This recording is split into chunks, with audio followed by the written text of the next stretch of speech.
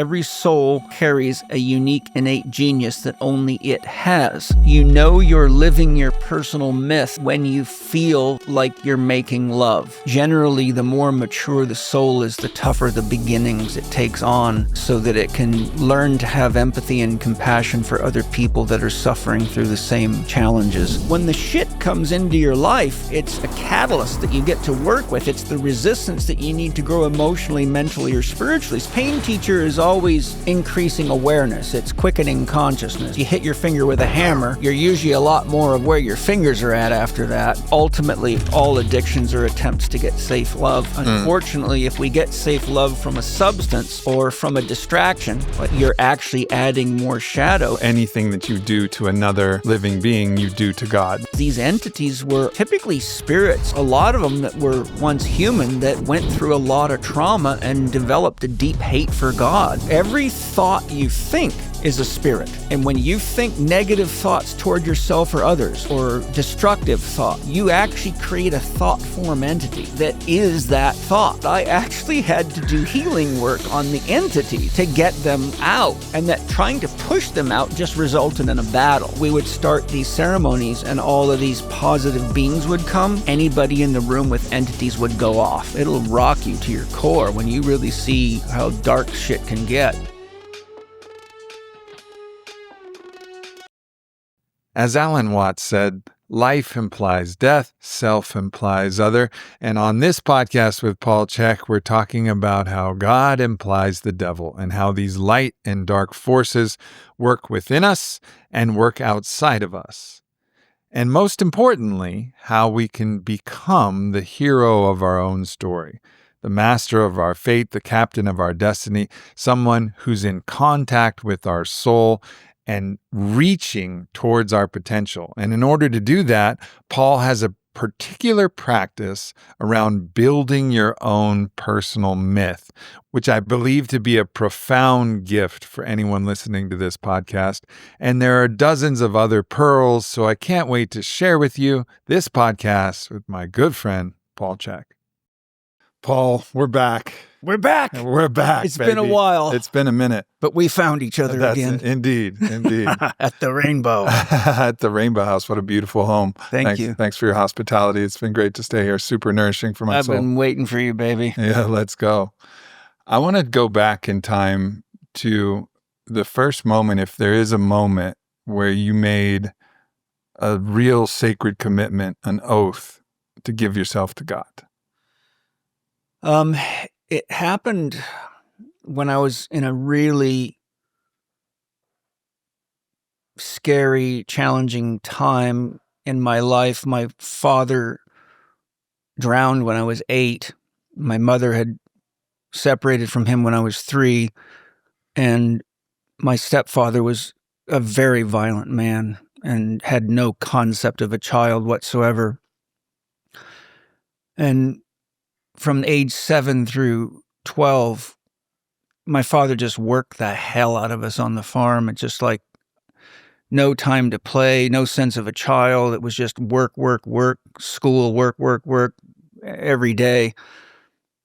And whenever we didn't have chores to do on the animals, he would make us go out in the fields and pick rocks because the rocks would damage the farm equipment, the plows and the rakes and everything else. And I just was so heartbroken. I missed my father so much, and I just was so scared all the time. And I was out in the middle of a field about 10 acres big all by myself, and I just got so angry at God. And I just reached a breaking point where I thought I just felt like I didn't want to live anymore. Mm-hmm.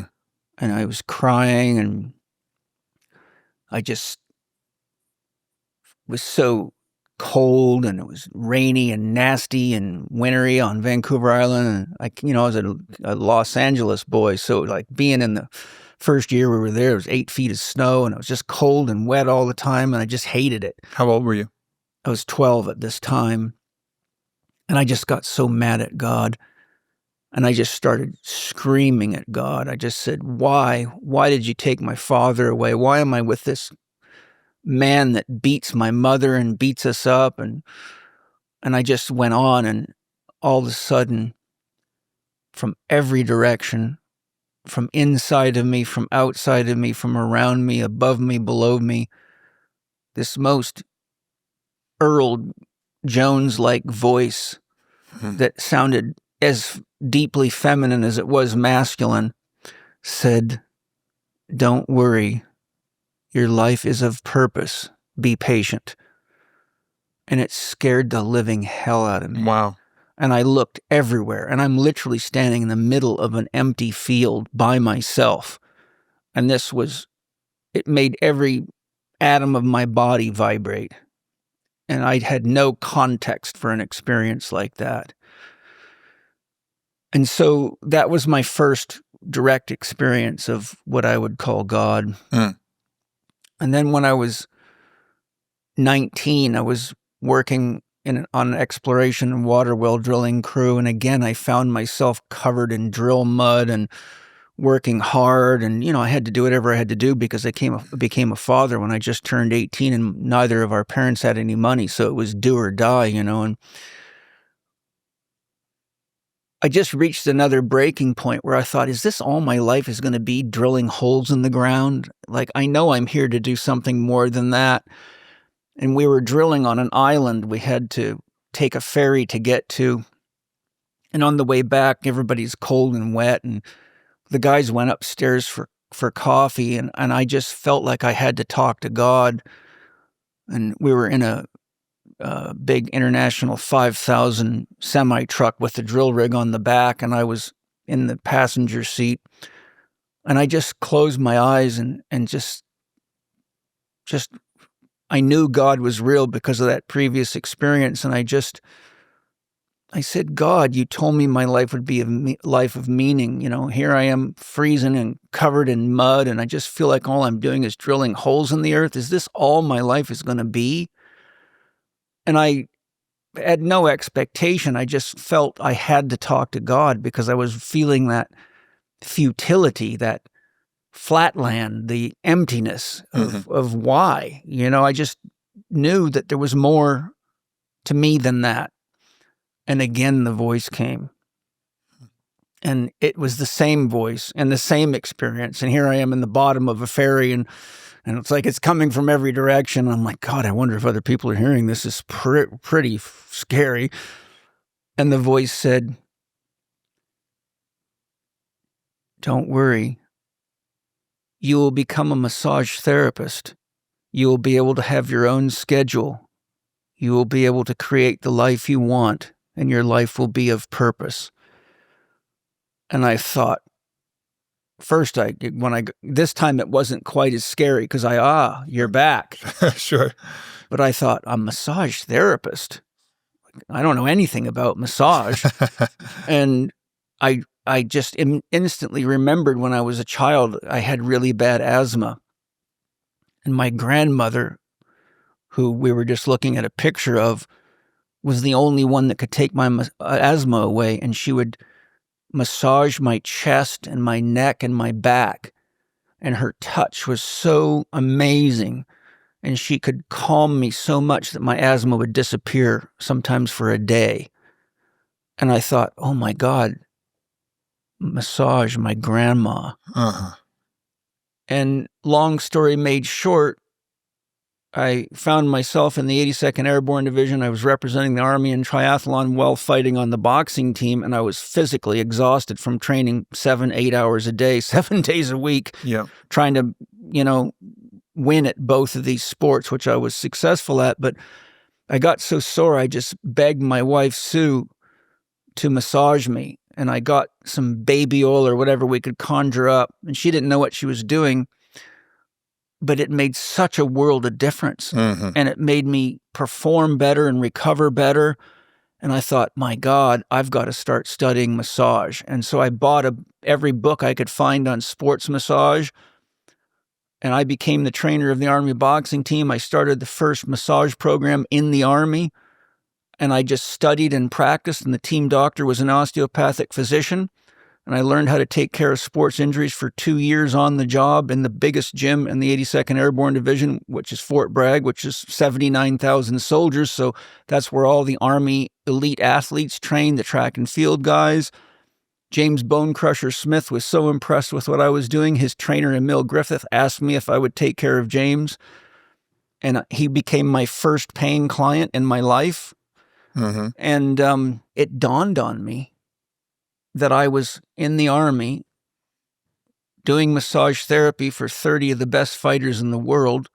It was blowing their minds. They were performing much better. The coaches were amazed. The team doctor said, whatever the hell you're doing, keep doing it, because all these injuries that we used to have are almost gone. Right.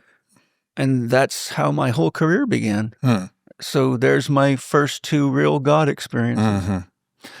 It's interesting, I've had my own God experiences came not, serendipitously like that. They came through the medicine journeys.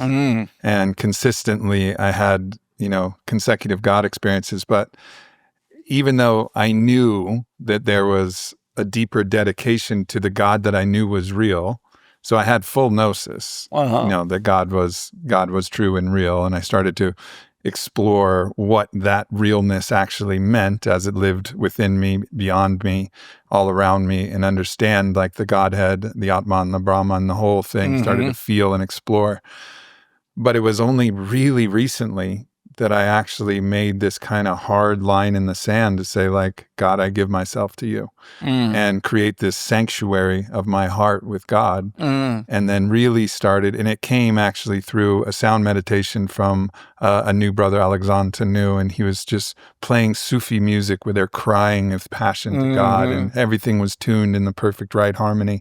And I'd experienced my own, suffering internally a lot, like my own challenges, my own stress, my own addictive patterns, my own things, and I could feel the kind of degradation of myself and also the vulnerability of my sensitivity as I'd outsourced my image of God to my beloveds or to my friends or to other people, and then they would in some way disappoint me, or their natural human emotions would sway and shift, and then I would get so like devastated inside that I realized the only real path forward was a full-hearted commitment to give myself to God, like entirely. And there's a Sufi song that I'm listening to, and they talk about that process, and it says, and now I can be a man. And I really resonated with that. It was like there was some part of me that wasn't in the full expression of my divine masculine, as long as my heart wasn't really fully devoted to God.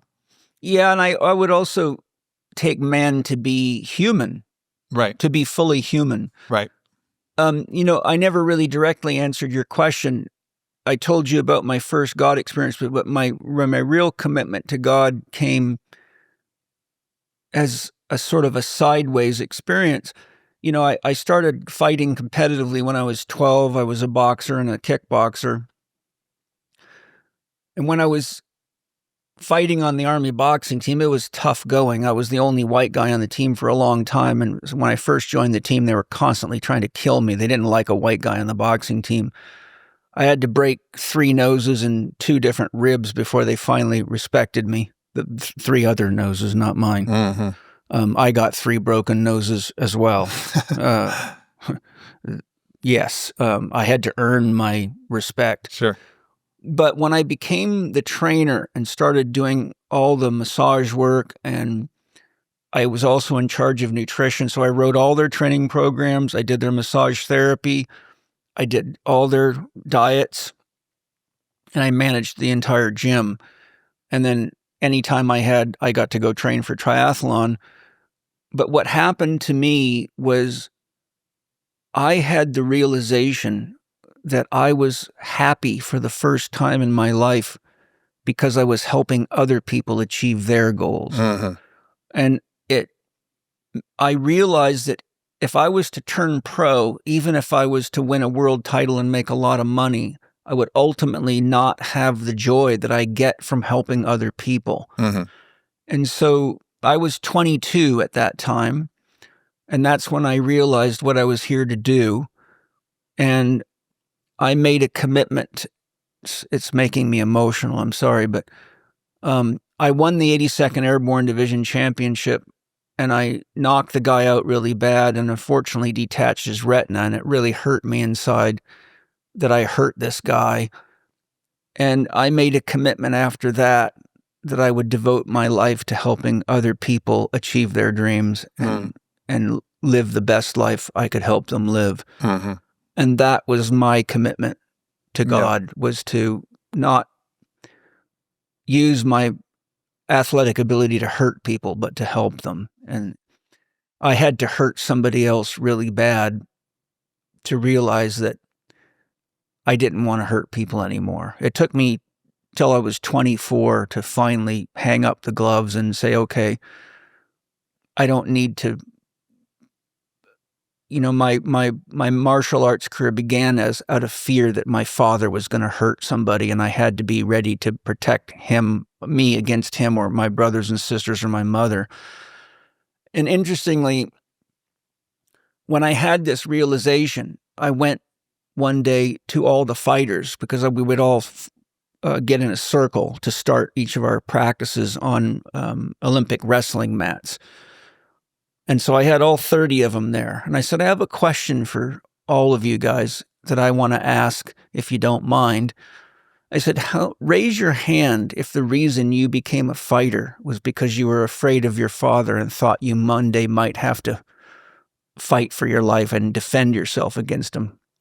Guess how many hands went up? I would imagine the majority. 28. Wow. 28 of the 30 of the best amateur fighters in the world started their career out of fear that if they didn't learn to fight, their father was going to hurt them or someone in their family. Uh-huh. And I realized then what I later came to understand through deep study of mythology, that there is built into every family what is called necessary abandonment.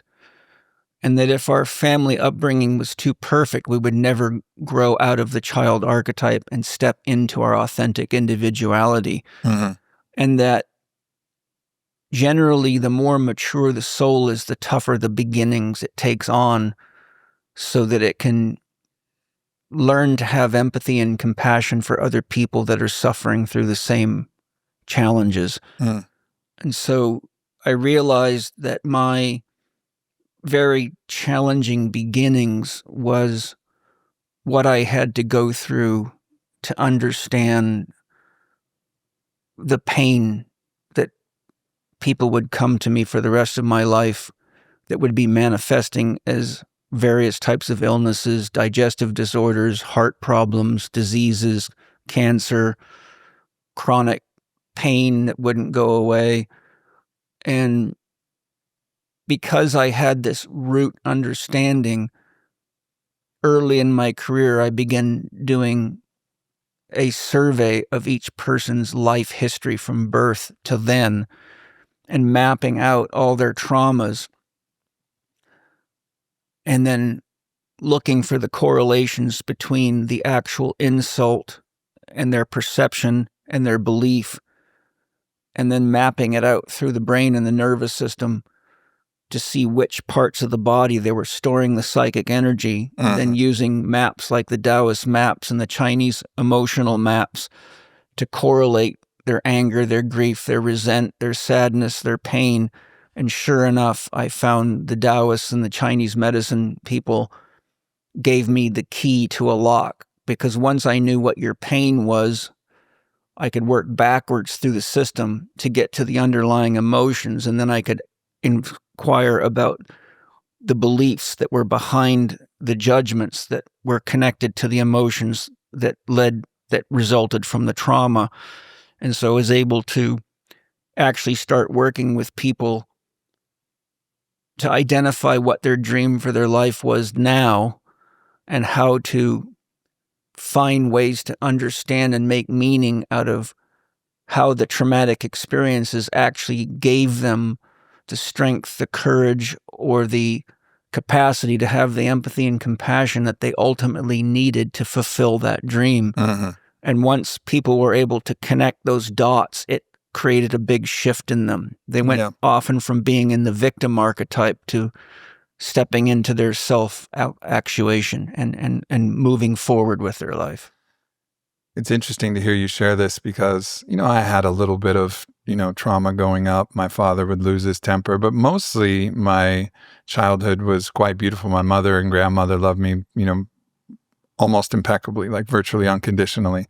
And so I had a really steady base. And then it seemed like God has metered out, challenge and difficulty in interesting different levels, betrayals of the brother, my father losing control of his mind, being really captured by the dark forces, the entity that's known by many names, Wetiko, I call it anti-you, ending up dying in isolation, isolated from his family, and his own psychosis, with mythologically was, a different story that can be told.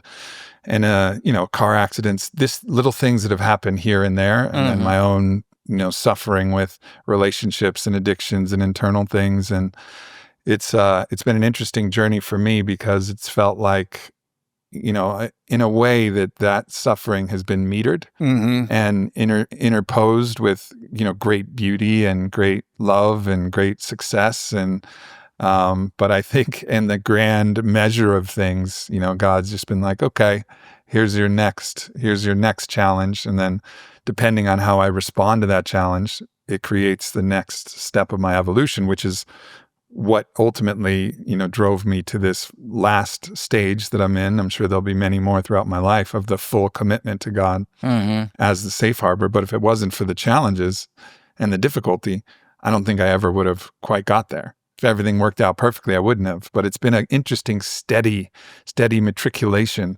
of challenge and trauma. Yeah.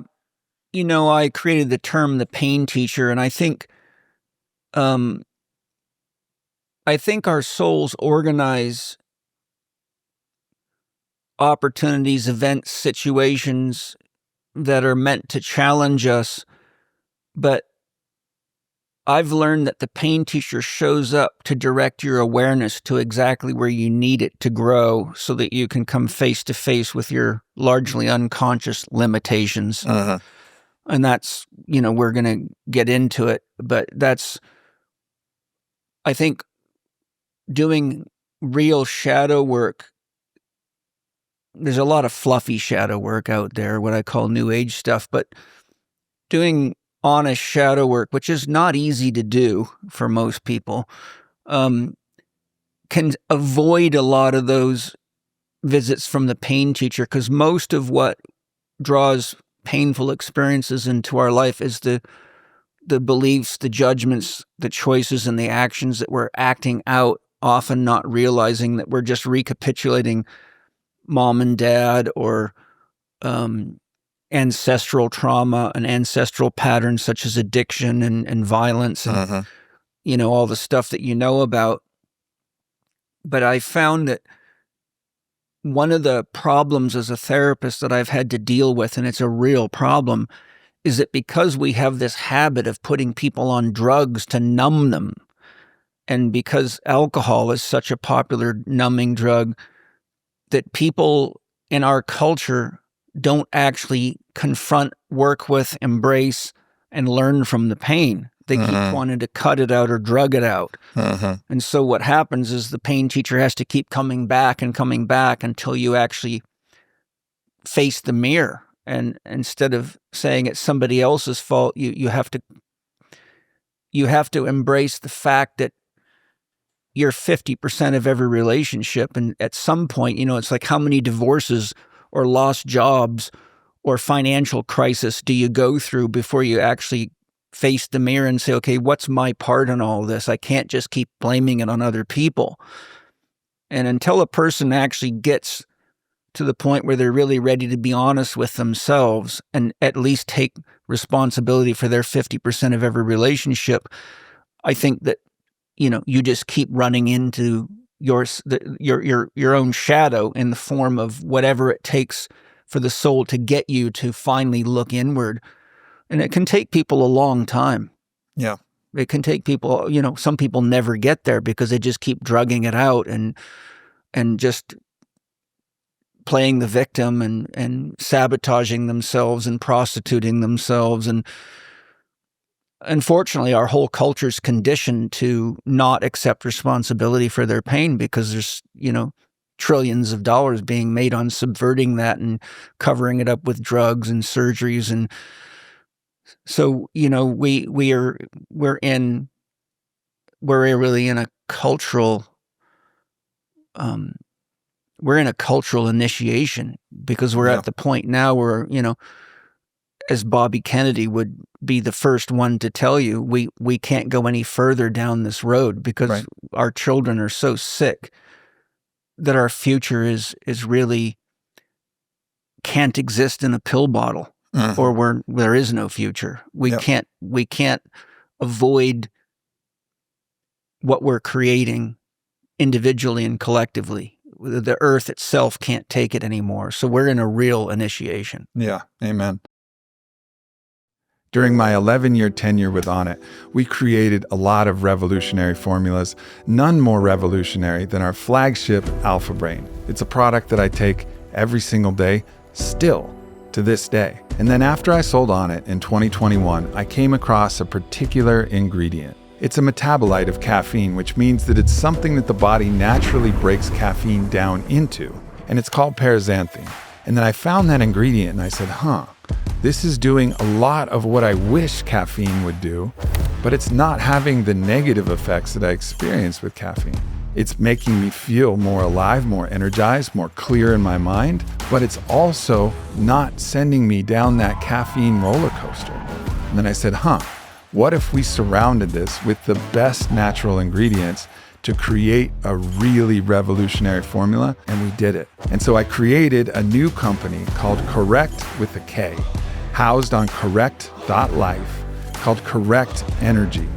And it's absolutely as much of a revolution as Alpha Brain ever was. Alpha Brain worked on the acetylcholine neurotransmitter designed to give you more focus, and this works on the dopamine pathway, which is really like the go mechanism for the body. So whether you're working out, working hard, writing, anything that you're doing, playing with your kids, Correct Energy is going to be an absolute revolution in how you're able to interact with life with the vim and vigor and passion that you know is truly you. One of the things about this product is it just feels like you have more of you available. It doesn't change who you are, it doesn't change your mindset, it just gives you more of the best of yourself.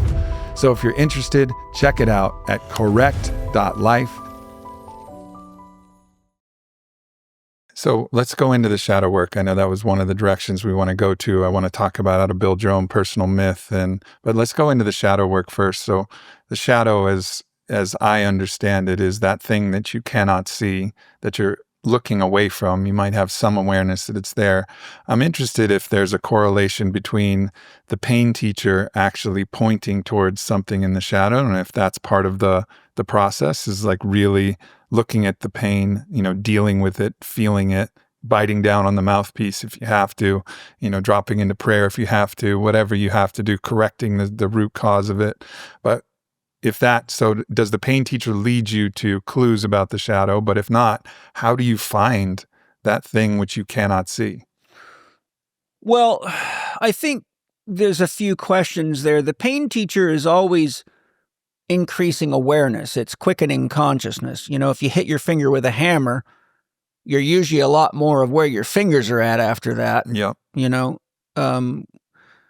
Anytime I've hurt myself, be it in sports or any way, I've always become almost hyper aware. Okay, I've got to be conscious of that, because that, like, going through a divorce should make you conscious of what led to the divorce. And if it doesn't, you're going to do it again, because you're still not paying attention to your 50% of the creative process. So I think the pain is always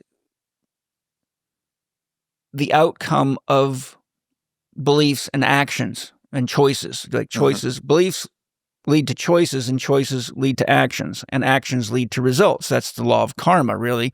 Action, reaction. So if a person can pay attention to things like, okay, this is the third time I've been through a divorce. And interestingly, all three women said the same stuff about me. You don't pay attention. You're too self-absorbed. You don't care about your children. All you care about is work. Whatever. There's a pattern. And I've watched this, I've coached countless people through relationship problems because they're almost always involved in people's diseases and health problems. And so at some point you start to get to the point where you're getting enough feedback, you have to decide, am I willing to look at me or am I just going to keep projecting it outward? But Jung really hit the bullseye when he said, your unconscious will continue to meet you on the outside in the events of your life until you meet it on the inside, and you will call it fate.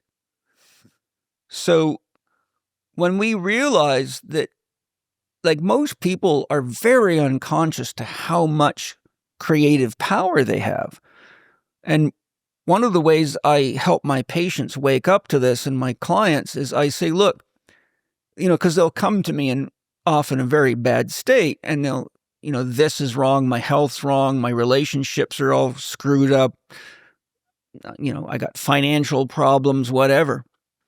And I'll say, what I'd like you to do is look at this. I say, how bad is your spousal relationship right now out of 10? Well, it's a 9.5. How bad is your financial situation? It's 8.5 out of 10. So I try to give them a rating scale. And I say, well, if you could create the opposite out of each of that, and your financial state was an 8.5 out of 10 positive, and your relationship was a 9.5 out of 10 positive, would you be happy? Well, of course I would, they say. I say, well, do you realize that all you need to do is use the same exact creative agency and the same level of effort that you've used to create what you don't want, to create what you do want? But you've got to get clear on it, and you've got to get the discipline, and then you've got to stop watching for what's getting in the way of you creating what you want, and that's the beginning of shadow work. You've got to start paying attention. So people say, well, how do I see that? I say, well, the first thing you can do that anybody can do, and this is, the Sufis teach this, if you were ever to go into teaching with a Sufi master, one of the first things they do is have you start carrying around a notebook and writing every judgment that comes through your head against yourself, against others, against anything. And so the beginning of shadow work is just to start watching the unconscious percolation. Somebody that's overweight walks by and you hear yourself inside say, what a fat fuck, and then I always would say, do you realize if God is God that you are looking at God? Yep. If God is God, there can't be anything else here. Doesn't require a whole lot of rationality. I mean, either that or you just don't understand what the word God means.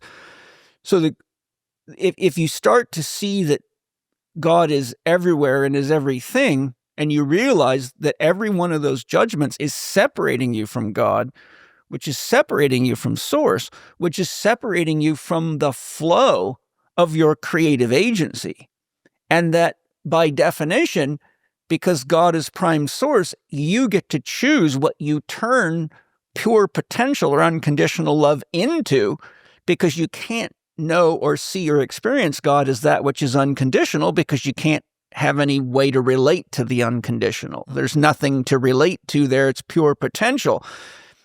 So once you realize that it is your intention, conscious or unconscious, that takes zero, which is the symbol for that which is unconditional, and turns it into the flow of energy and information.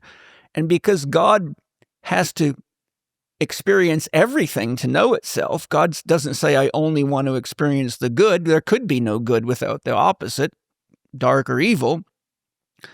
So ultimately, what I learned and what I show people is you got to look carefully at your judgment and say, what is my intention? Well, when you call somebody a fat fuck, your intention is to somehow make yourself feel better and put them down below you, and to make a statement that there's something wrong with that person, but you're separating yourself from that person. Judgments cut. Judgments are knives.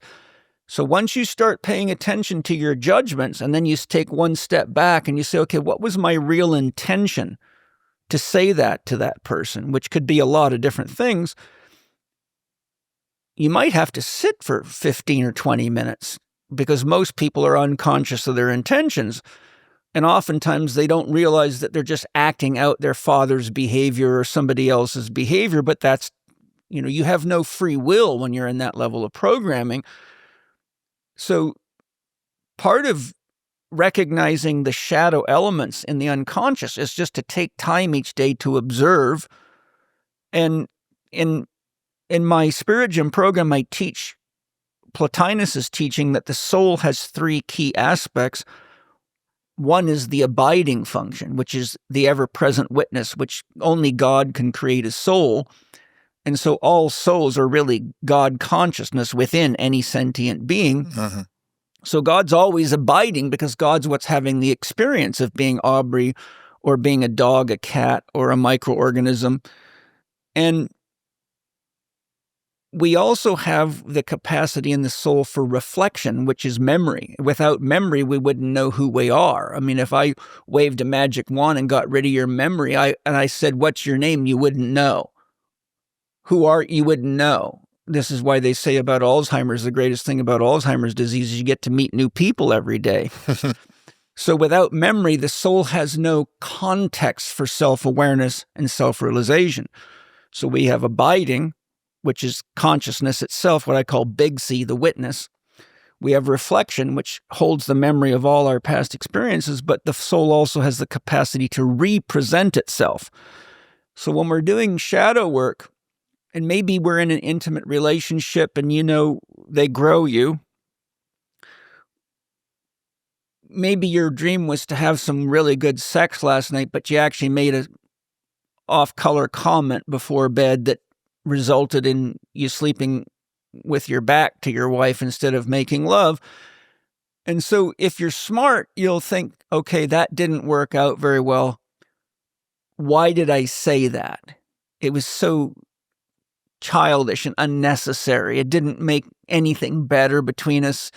You have to say, why did I do that? Right?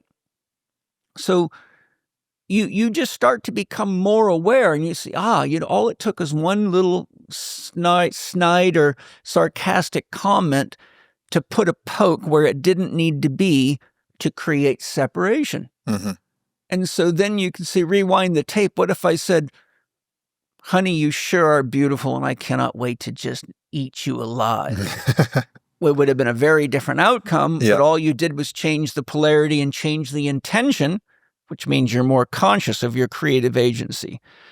So one who does not look into the shadow keeps making the same snide comments and sleeping with their back and going through divorces and raising children that think that's how you relate to people. And they go deeper and deeper into it because the more pain they create, the more likely they are to fall into the victim archetype and think it's always somebody else's fault. And then the next thing you know, they're drinking too much alcohol or having addictions to subvert the pain. I found that ultimately all addictions are attempts to get safe love. And unfortunately, if we get safe love from a substance or from a distraction, like working too much or, exercising endlessly or torturing ourselves with food restrictions or whatever, we're not really looking at what we're doing. Right. We're avoiding it in whatever way we can. And so you're actually adding more shadow because every one of those addictions and distractions is taking you further and further into the story that you're creating. Story means myth, myth means story, that you don't want to live.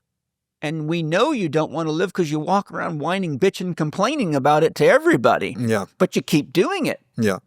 And so the point I'm making is I found in my work with my patients is if I could actually help them understand what God is and understand that they have all that power and all that agency inside of them, And if you don't believe me, I say just walk around telling people how ugly and how stupid they are and treat them poorly and watch what happens in your life. I'll give you 1 day for the experiment. And then go around and hug people, find things beautiful to say about them and inspire them, and watch how quickly your life changes. And then with the 1 day of negative and 1 day of positive, now look back on your life and just tally up. How many days did I create love and joy and harmony and offer it to others because I had already created it in myself? And how many days did I just recapitulate the very people that drove me crazy as a child? And most people now become very aware of a shadow, and it's not so shadowy anymore. Now it's the question of, are you willing to do the work to peel the layers? And so I built a structure to show you how to begin real shadow work and where to look, because I know where most of the problems come from, because I've been doing this for 41 years and I had to do it for myself, and I still do every day. All right. I want to get into that in a little more detail, but I want to, this evokes in me a teaching from Yeshua, which, I might be paraphrasing, but I believe it says, that which you do to the least of us, you do to me. And he was speaking in the God voice, in the divine. So anything that you do to another living being, you do to God, which is exactly what you're saying. And then in the deepest understandings, in my own interactions with the spirit of Yeshua, that's come rarely to offer very precise wisdom to me in difficult experiences, I saw a deeper meaning of, behold, I make all things new, because there was a gaze that saw the divine even beneath the shadow, beneath whatever even dark expressions were being expressed by that human being. And I think that's clearly the way with human beings. But it gets more difficult when you're looking at non-dimensional entities of malice. And sometimes the possession of people by those non-dimensional entities of malice. And, you even shared a story of your own harrowing encounter with a dark, non-corporeal entity of malice.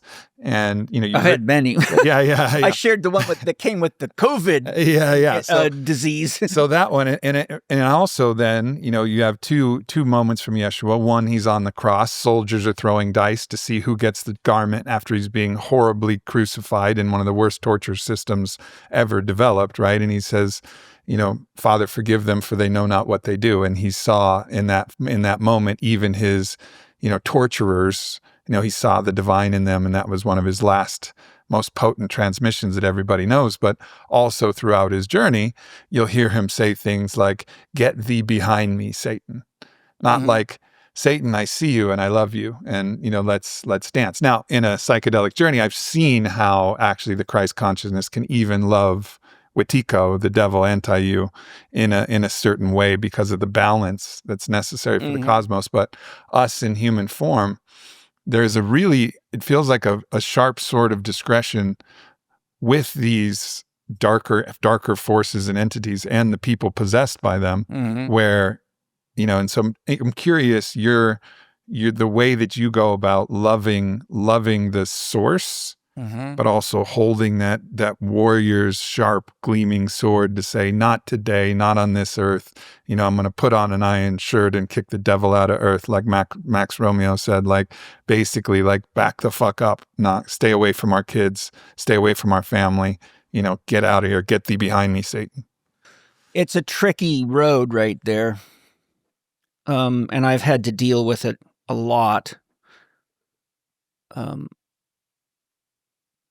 COVID brought a lot of my military programming and the tendency to react to evil, with violence, right? Like I really felt that it was my duty as a soldier to get a bunch of elite soldiers together and go clean up some of the players that were acting with evil. Right. But I really, my soul said to me, you realize that you will be doing exactly what they're doing and justifying it, but just from the opposite polarity. So you're going down to that level. Jesus in the Bible says, if someone hits you, turn the other cheek. but I wasn't turning the other cheek. Sure. I was like saying, I'm going to use fire to fight fire. And it's a very tricky thing when you can see how much damage is being done to people and all everything that you know about the greed, the lies, the manipulation. But there's something I want to share with you because as you know, I've done a lot of deep shamanic work. I've done approximately 1,000 ceremonies in my career, often very deep. Most of the people that come to work with me are people that want to go real deep, and they want someone that can hold space for that type of ceremony. So these aren't your typical 5-gram journeys. We're talking, I'm aware to where you're. Yeah, I know you are, but we're talking like to the edge of psychic dissolve, and that kind of experience. And I've encountered plenty of entities, not only in myself, but I've had to help many people in ceremony, because once the default mode network breaks down, then everything that's working in your unconscious comes blazing through, because you don't have any means of repressing it. You don't have any, way to hold it back. Sure. And what I found, because I've had people with like 30 or 40 entities in them. I mean, I've had patients that were scary for me to work with. There was times when I had to really do a lot to protect myself, and I had to study this stuff a lot. And I used to have a whole regalia that I would put on, whether it be garlic cloves and certain colors and symbols and things that I felt I had to wear because I was facing things that scared me. And a lot of people think this is bullshit, but I'm telling you, when you really come face to face with this, it'll rock you to your core when you really see how dark shit can get. But the point I'm driving at is what I found I had to do to really get an effective entity extraction is I had to go meet the entity, and I had to treat it like a human being. And I had to say, who are you? Why are you here? What is it that you want from this person?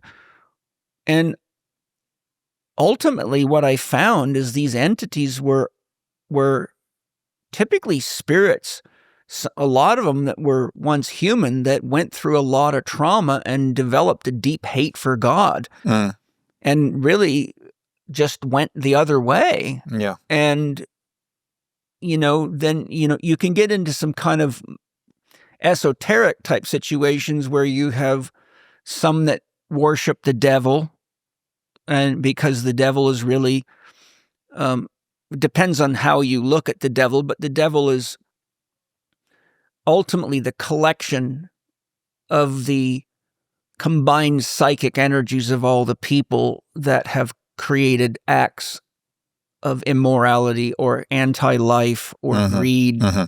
So the devil is really the psychic entity that is the collection of all of humanity's own darkness, an egregore, which is terribly real. Yes. And so I found that I actually had to do healing work on the entities, right, to get them out, and that trying to push them out just resulted in a battle, and them getting very nasty with me, like saying, fuck you, you're next, and me having to defend myself against some of these things. And some of the things I've seen are downright scary. I mean, I'm talking exorcist level stuff. I won't tell you a long story, but I'll tell you I had, in one of my holistic lifestyle coaching programs in Australia, I used to do healing ceremonies, and I would take the most unhealthy, broken down person in the group, and my co-instructor, Dr. Cliff Oliver, who's a very skilled healer and musician, we would do a healing for the person in the room to show them, my practitioners, my students, how you could do healings for people, and that that this could really supplement, because sometimes it takes more than supplements and exercises and diet and lifestyle changes. But when we would start these healings, I would do a prayer, and I would call in all the angels of healing, love, and light, and I would call in all souls that would come on behalf of this individual to support their healing and their growth into their true life potential. I would call any shaman that has wisdom to share that can support me in this, and any healers. And oftentimes the whole room would be full of angels and healers and shaman. And I would just let them guide me. And I would use a combination of rattles, drums, tuning forks, a variety of tools depending on where I was at and what I could carry. And whenever we would start these ceremonies and all of these positive beings would come, anybody in the room with entities would go off. The energy of that much high vibration would trigger the entities. And in this particular healing ceremony, there was 3 very possessed people. One of them was a professional rugby player, about 6'2", probably 225, a big, strong dude. And he turned into something akin to a wolf, was running around the room on his hands and knees, attacking and trying to bite people and making scary sounds. Wow. And people were scared to death. And this guy was in, you look at his eyes and there's nobody there. It's empty. And it's like you're seeing really dark stuff. And then simultaneously 2 more, both males, went off. And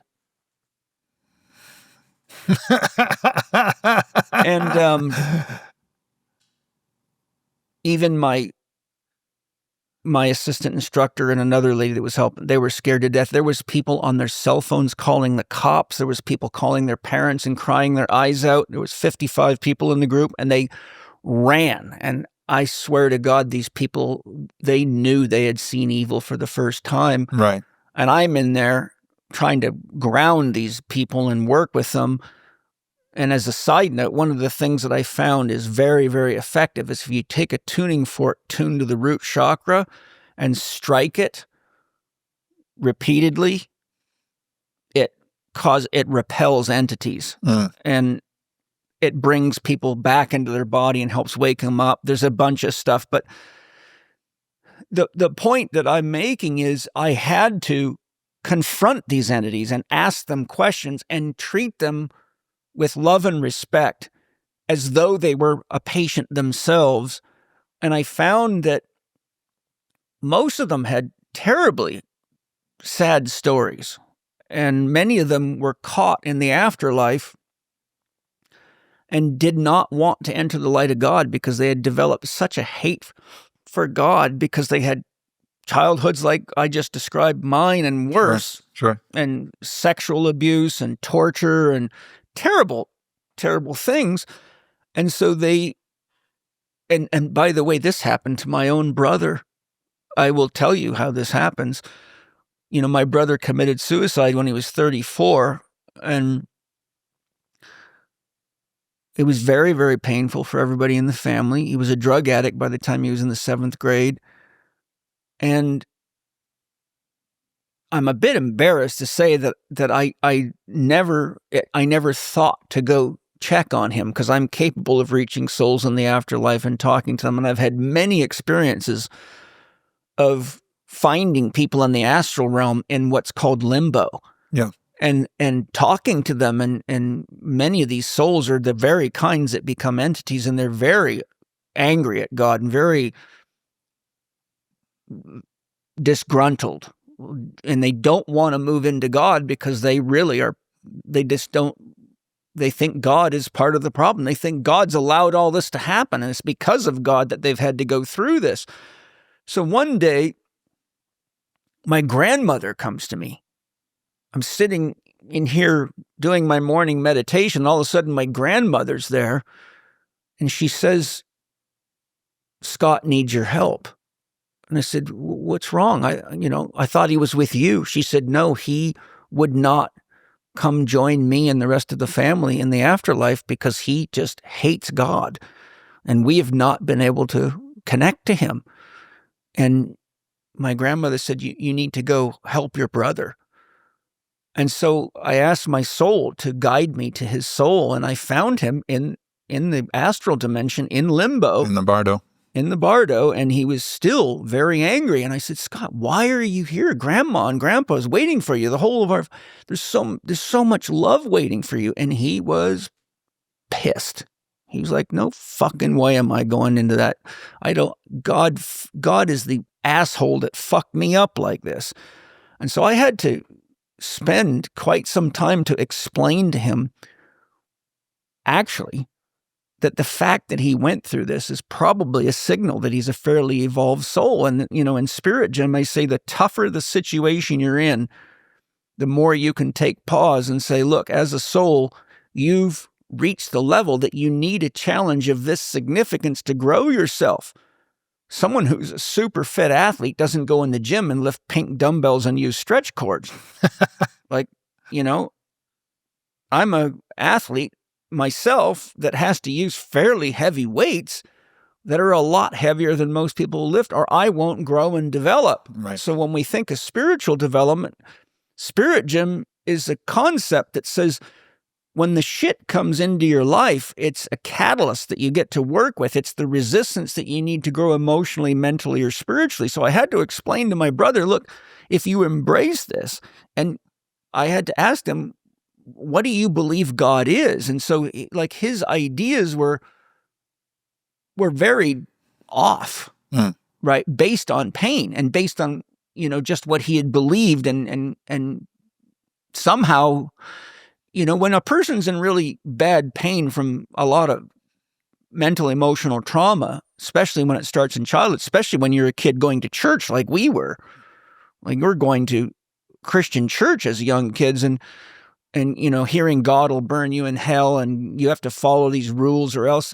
so your early introduction to God is that God will fucking do evil shit to you. Yeah. So right away, you can start off on the wrong foot, which is why I disdain religions that teach stuff like that, because I've watched it destroy people's lives. I got a book right here in my library written by a very skilled psychologist. It's about 500 pages of case histories of him tracking people's serious mental, emotional, and psychological and physical problems back to beliefs in God that came directly from Christian churches. And he states in there, he believes it should be illegal for anyone under 18 years of age to read the Bible because of the damage it does to their mind. And because until somebody has an ego that has enough discernment, they can't tell the difference between story and fact. So he says, when you start reading stuff like this to children, you really damage them and you set a framework of perception in their mind that is very distorted about God. And so my brother was in exactly that state. So it took me quite a while to get him to move into the light so he could go be with my grandparents and the rest of my family and go through the remainder of his afterlife review and do the healing work that all souls typically have to do. Now, my point is that of the entities that I've encountered, which is many, there's two main reasons that entities come back. One is they're addicts, and without a body, they cannot get the satiation from alcohol or drugs that they need to alleviate their pain. So vampiric, parasitic. They come in to possess you to get you to drink or do drugs. And many of the people I've worked with that have alcohol and drug addictions have entities in them. And once you get those entities out, it's a lot easier to get them off the substances. If you, for example, take an alcoholic and say, look, I'm going to introduce you to something a lot better for you that has a lot more healing power. I'm going to take you on a medicine ceremony with mushrooms. They can have an amazing experience, but if you don't get the entity out, they will go back to the alcohol while they're waiting for their next medicine experience on mushrooms or whatever real psychedelic you use, because they haven't actually got to the root cause. And if they don't have the ability, entities don't want you to know they're there. It's very Wetiko-like. So if you don't get to the actual root cause, and it's not just the entity, right? The entities cannot get into a healthy person who's got a love of God. It's very hard to do, because in a healthy person who inhabits their body, their energy field is coherent. So just like, Captain Kirk used to say to Scotty, put the shield up. when you're in your body and you have love in you, your energy field is very hard for an entity to possess because entities are disembodied. So they're actually in a light body. They're not in a physical body. So they're like psychic energy. Okay. Like, just like if I tried to convince you that eating dog shit for breakfast would make you strong, you would look at me and say, Paul, you're never going to convince me of that. Yeah. So the same way you have common sense and rationality and you can defend yourself against stupid ideas like that, when someone's in their body and inhabiting their body and they love their body and they love who they are and they're here to learn and grow, there's no way for an entity to get in. It's very, very hard for them to do it. But if evil enters the wound. Yes, it does. So I'll give you an example. Simple one. If a woman has small breasts and she does not like the way they look, she can have such a negative, resentful experience, especially when sees other women with beautiful breasts, that she can actually vacate her soul out of that region of her body. And so what happens is now the heart chakra becomes disabled and her chest does not hold her spirit in it. That's the doorway that an entity walks through. Mm-hmm. So I've seen this over and over and over again. I did a very comprehensive podcast with Kedrich Olson and then did an audio recording that's 5.5 hours long called Are You Possessed? And I go through all the ways that people end up getting a possession. So that if you don't fully inhabit your body and love being you and engage the challenges of life out of a willingness to learn and grow and become something more whole, then you can begin to reject your body. And that's another problem with Christianity and a lot of the Abrahamic philosophies is they're very anti-body. All you got to do is look at the history of Christian mystics torturing themselves, and plenty of places in the Bible, the body is sinful, sex is sinful, all this stuff, right? It's sad. So you might get somebody that was raised to believe that you should never have sex till you get married, but they couldn't resist the sex urge and they had pre-marriage sex, maybe as a high schooler or whatever. One of my ex-girlfriends had this problem. She was very beautiful. And then while she was in high school, she was living with her parents. She restrained it, but when she got to college, she couldn't restrain it anymore. And basically admitted to me she had sex with almost every guy on the football team, but the guilt and shame that came from that, because it aroused her Christian programming, that can cause a woman to vacate their sex organs. So the spirit moves out of the sex organs because they bury the dirt, the psychic dirt, the sin, the guilt and the shame there, and so they pull out of it. So there's shadow material now buried. That's the doorway for an entity. Mm-hmm. Any such thing like that is how an entity can penetrate you. So loving yourself and knowing that you're God embodied and that life is a gift. Yogananda says, at any given moment, there are 60 billion souls waiting for a body on earth. If you knew how precious a human body was, you would be dancing in the street with joy. Mm. But we don't get taught that. We get taught the body is sinful, it's dirty, and all these other contorted religious ideas.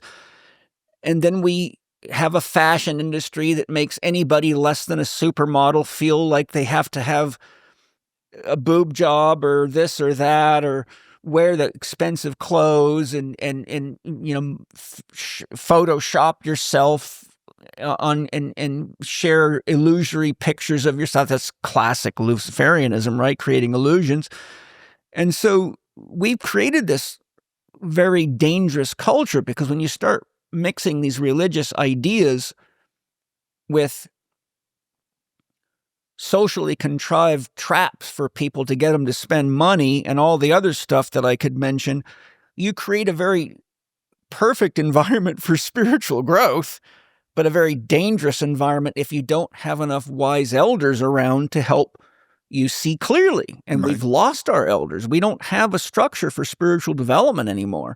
Nietzsche said a long time ago, God is dead, because Christianity had objectified God so thoroughly there was no mystery left.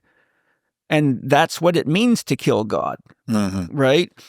And so, in a nutshell, what I'm saying is most entities are disembodied souls that either want to fulfill an addiction, and the other class is those that want revenge because they're so angry about the way they died. It could be, for example, a woman was married to a man, and the man believed she was having sex with someone else and got so angry, before he knew the truth, he kills his wife. If you talk to any policeman or detective, whenever a husband or a wife dies, they always suspect the other partner because so many husbands and wives kill each other when infidelity is involved. And so now this person is so angry, they want to possess somebody to come back and kill the person that killed them, and anything like that. Sure. So the two main classes of entities are those that have addictions they can't fulfill without possessing a body, because once an entity possesses your body, they can feel the alcohol, they can feel the drugs, because now they're using your sensory systems. They're basically taking over your brain and nervous system and body. Without that body, you can't get beer into a light body, and it won't work. You can't even pick the cup up. Now there's scatterings of different types of entities. There's some entities that seem to feed off fear as an energy source. Well, there is, but the thing is, I want to point out, and this is very important, so I'm glad you mentioned this. I'm clairvoyant, so I'm gifted with sight, and I can watch this happen in myself. I can watch it happen in anybody. Every thought you think is a spirit.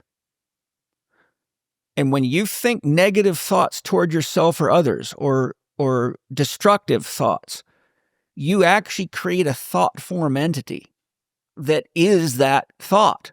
And they're visible. And I've got books by clairvoyants showing them, and I can see them. One of my hobbies used to be to go to churches when I traveled all over the world, and I would go touch the walls. I would stand outside the church. I'd empty myself, do what a shaman calls emptying the bones, so there's nothing in my mind, and I would touch the walls of the church, standing outside of it, and let the vibration enter me and see what rose up. And I could tell exactly the kind of people that go to that church, because I would see all the entities, all the thought form entities that are literally in the material of the church, because the vibration's held in the material. But what we have to realize is that a lot of these entities that feed off the darkness are the beings we created by enlivening the darkness, by creating it. And so many people don't realize that the entities that are possessing them are the ones that they kept pouring psychic energy into. Yeah, the wolf that they fed. They fed that wolf, and that wolf gets hungrier and hungrier. And so if you feed the fear wolf will be hungry for your fear. It will, and it'll live off of it because that's what it's made of. Like, okay, so take that concept and remember the soul is unconditional love, because that's what God is. And the soul, being unconditional love, is the base of consciousness. It is that which is aware inside every one of us. We are not only a Homo sapiens, we're a Homo sapiens sapiens. We are the being that's aware that it's aware. Right? You're aware I'm talking to you right now, but behind your awareness, there's a deeper awareness that's aware that you're aware. That's God. That's your soul. Okay? The soul can only ultimately be satiated by what it is. This is why all the sex and all the drugs and all the money and all the material belongings, I mean, how many movie stars, how many musicians, how many rich people commit suicide because no matter how much they have, they can never, ever get to that place of satiation, of peace, of wholeness, because they're trying to fill it with the wrong stuff, right? The point is, the soul can only ultimately reach the point of satiation and peace when it gets what it is. You understand what I'm saying? Yep. The journey home, what triggers legitimate spiritual development, is the awareness that material possessions and money and objects and things ultimately do not feed the soul. The only thing that feeds the soul is love.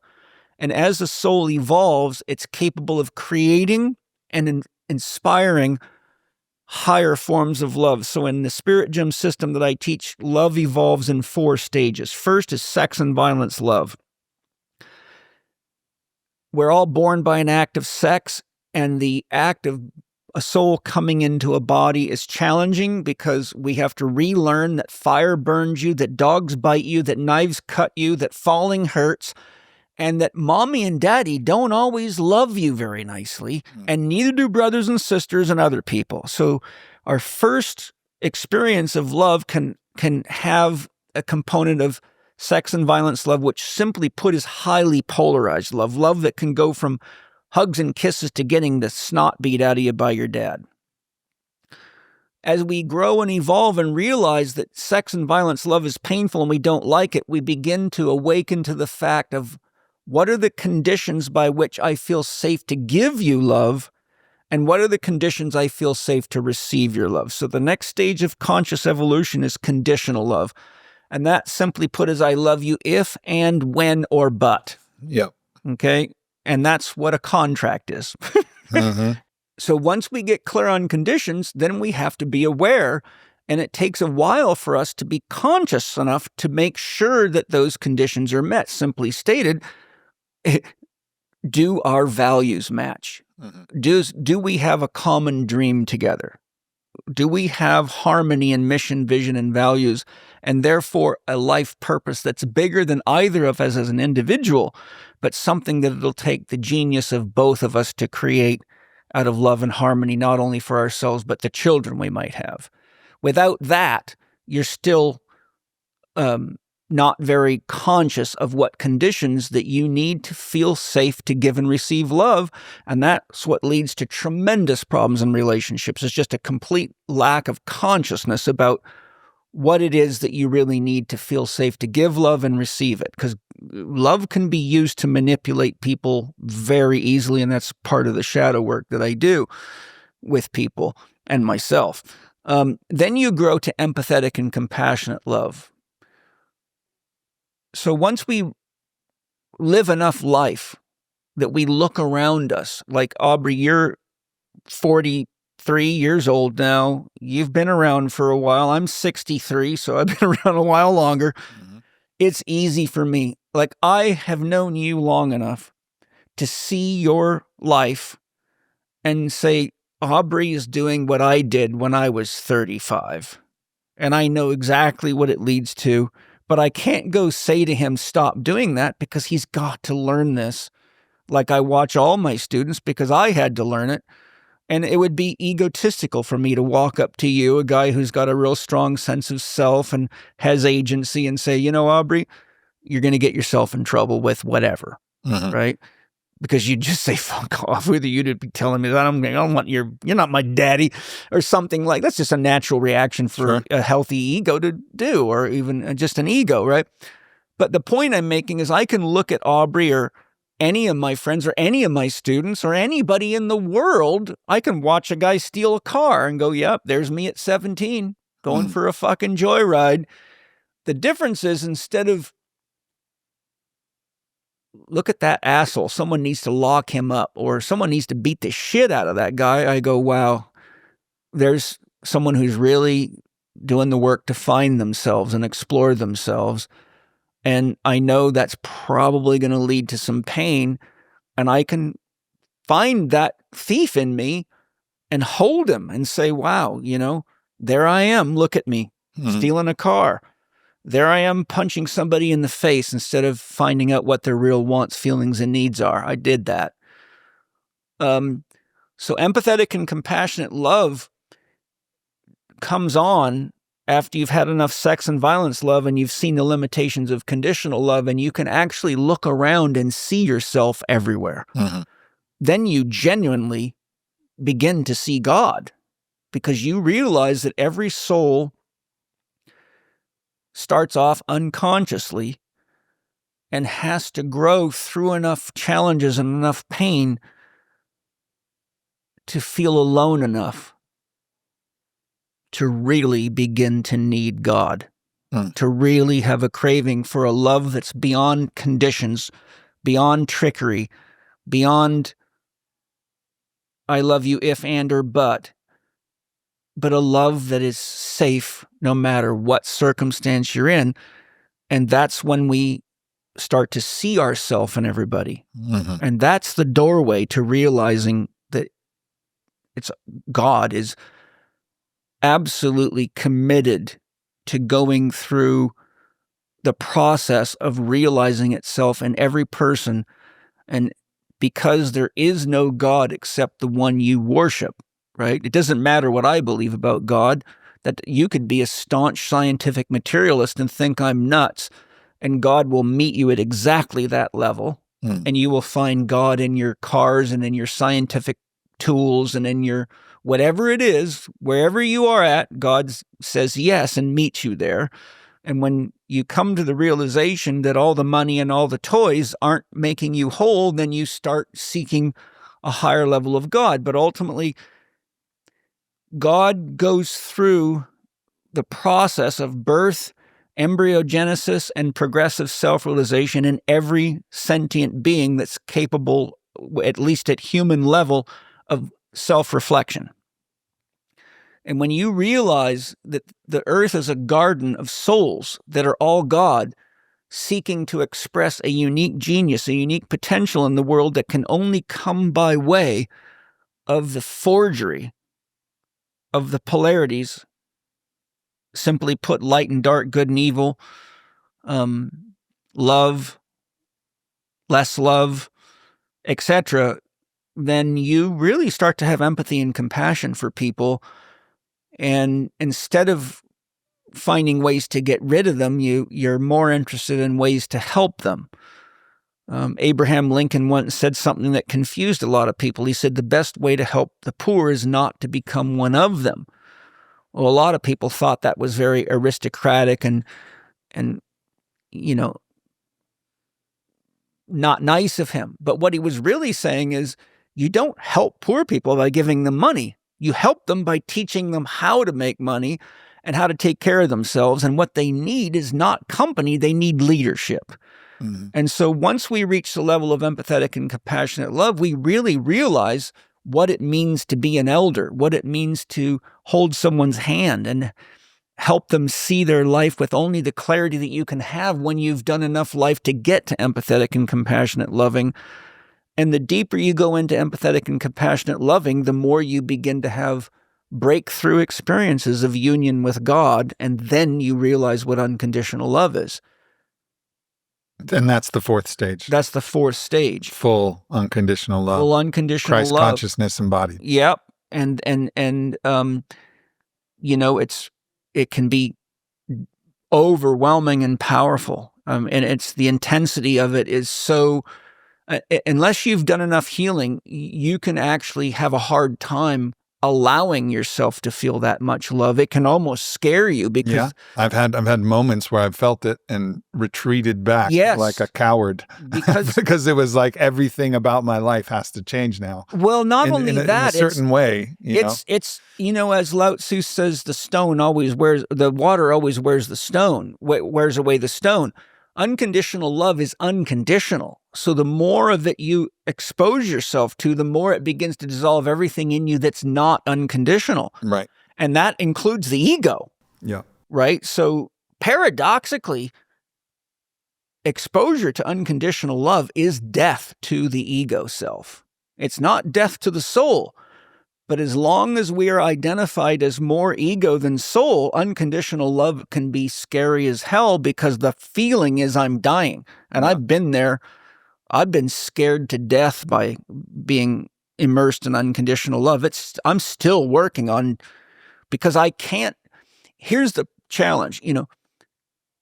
God cannot allow itself to be other than unconditional love. This is why I use the symbol of zero for God, because zero is simultaneously no thing and everything. It's not a number. A number is a condition. It's a symbol for that which cannot be weighed, measured, or known. Mm. If 1 iota of something other than the unconditional enters God, it collapses into just that. There's nothing else there. You understand that? Yes. So think of God as the most pure, pristine water, 1 drop of dirt, and it's not unconditional anymore.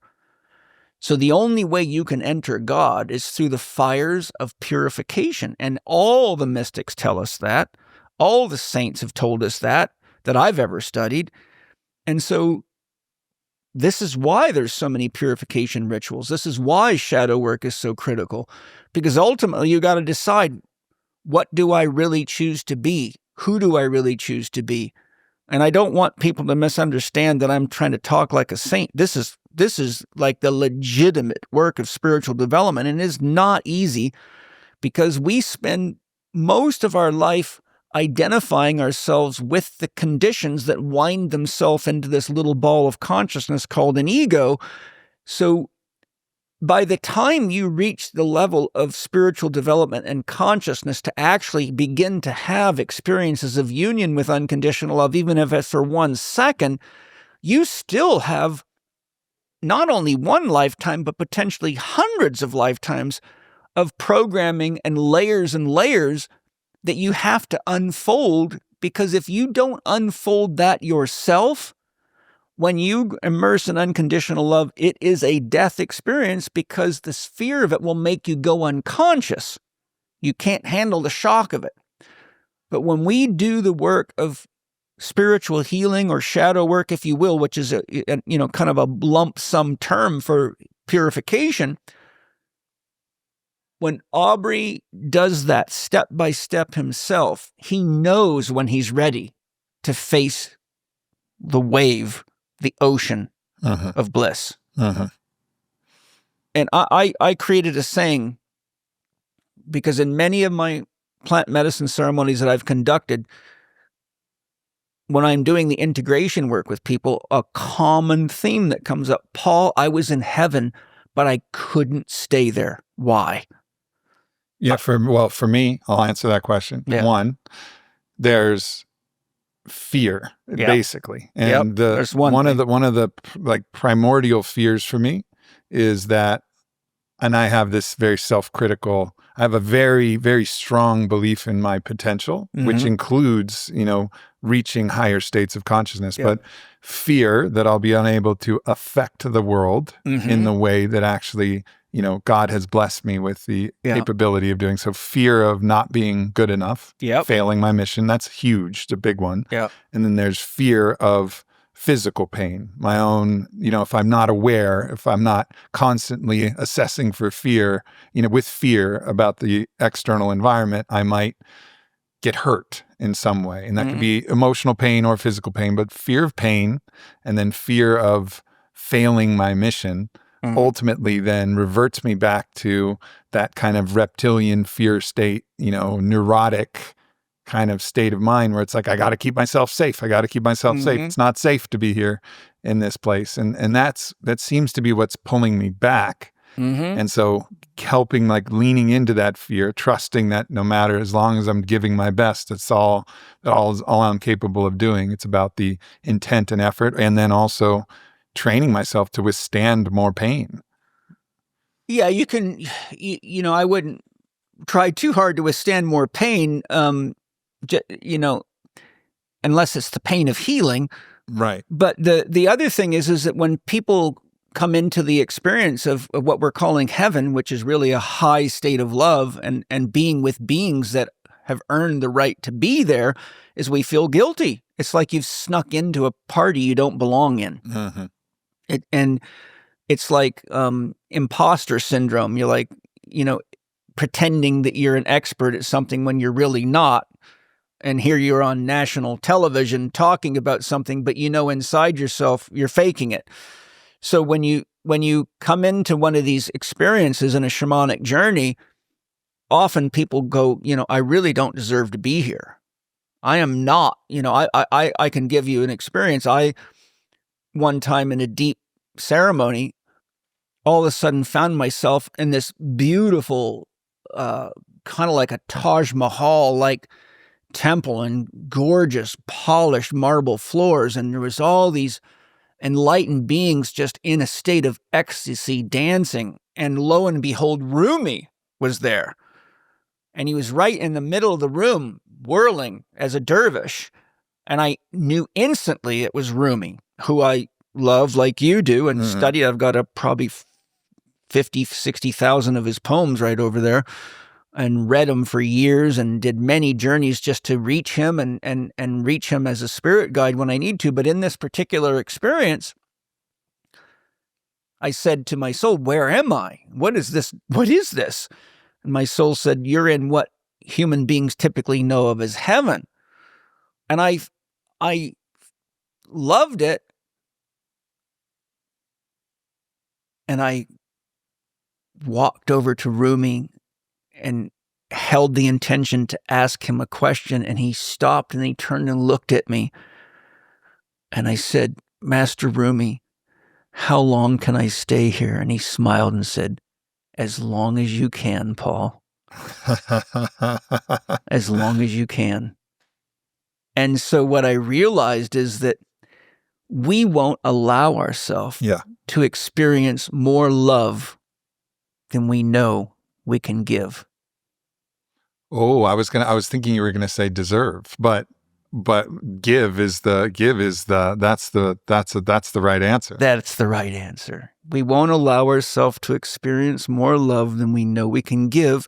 And one person I've learned a lot from is I did Walter Russell's 1-year home study course, and I've read all of Walter Russell's books.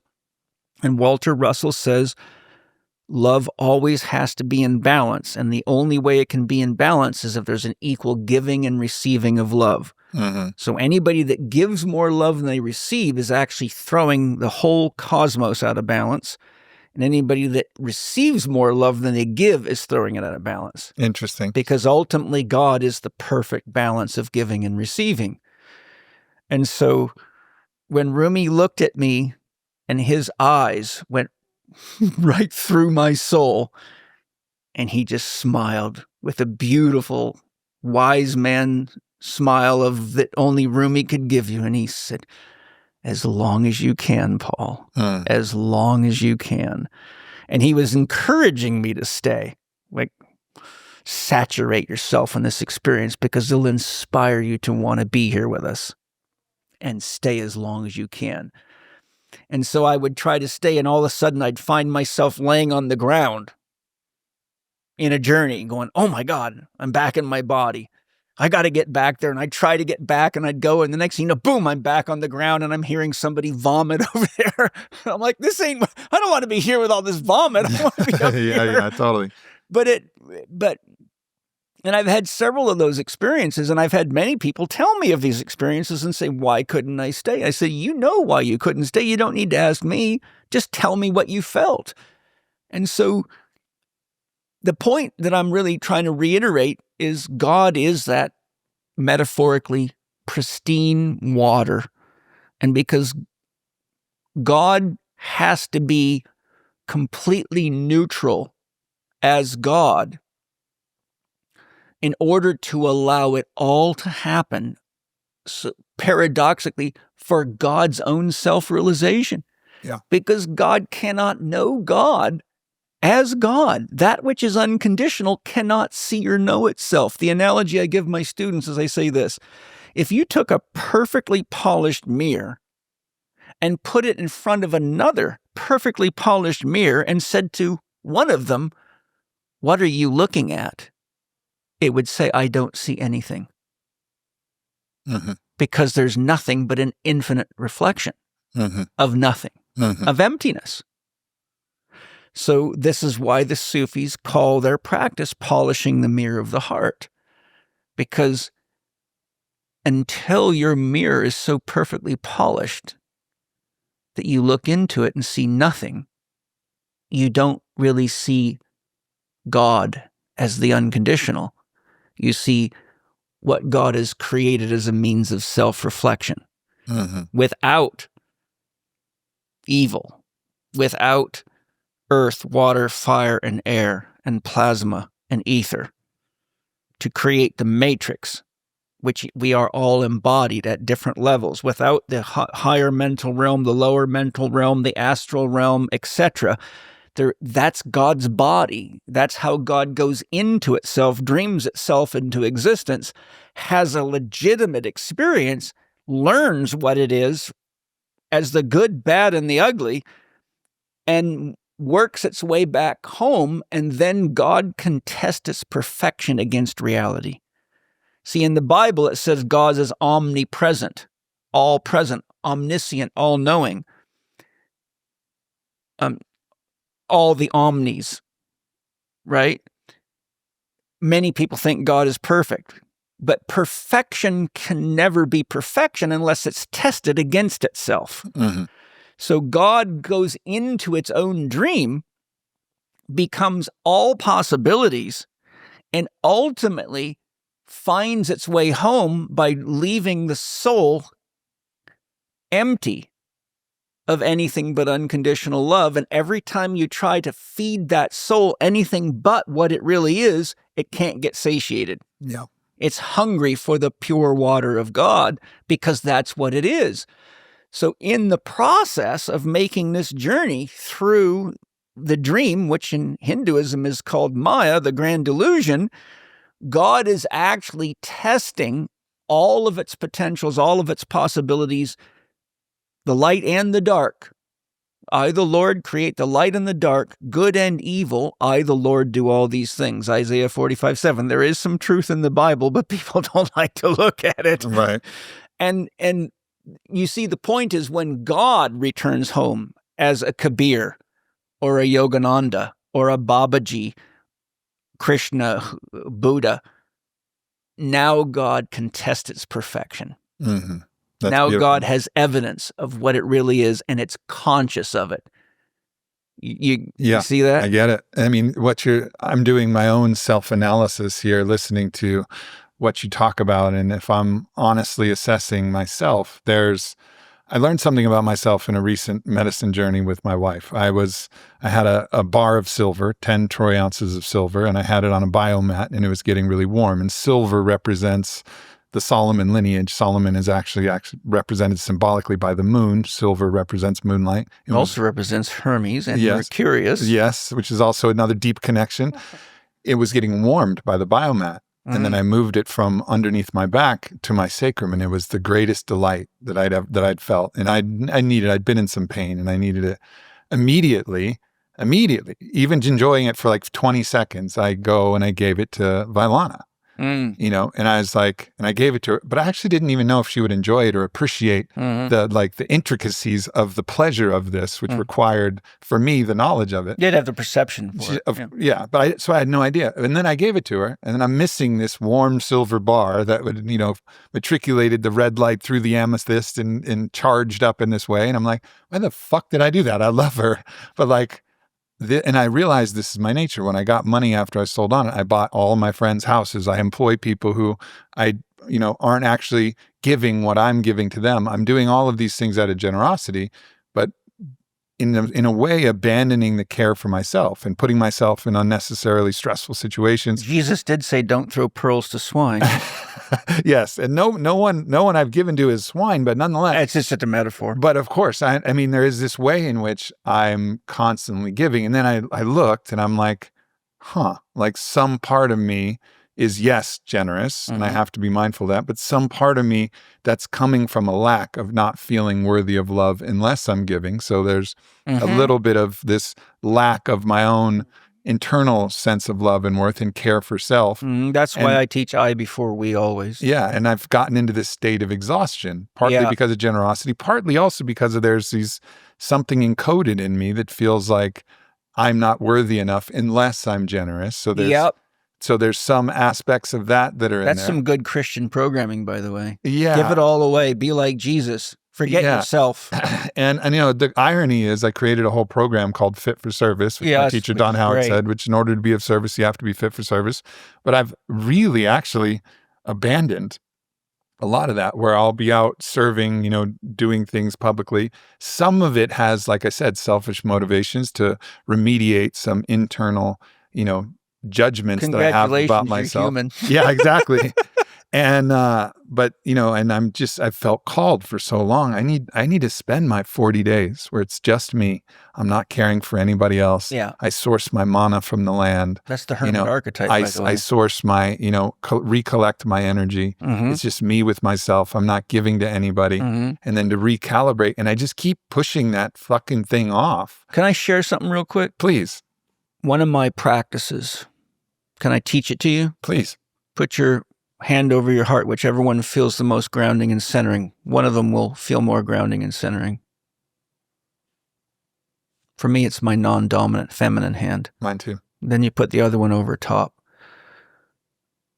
Keep your tongue on the roof of the mouth behind your front teeth where it naturally goes. As you inhale through your nose, visualize that you're breathing God's unconditional love into you from every direction, like the sun shining in reverse. And draw God's unconditional love and fill your heart with it.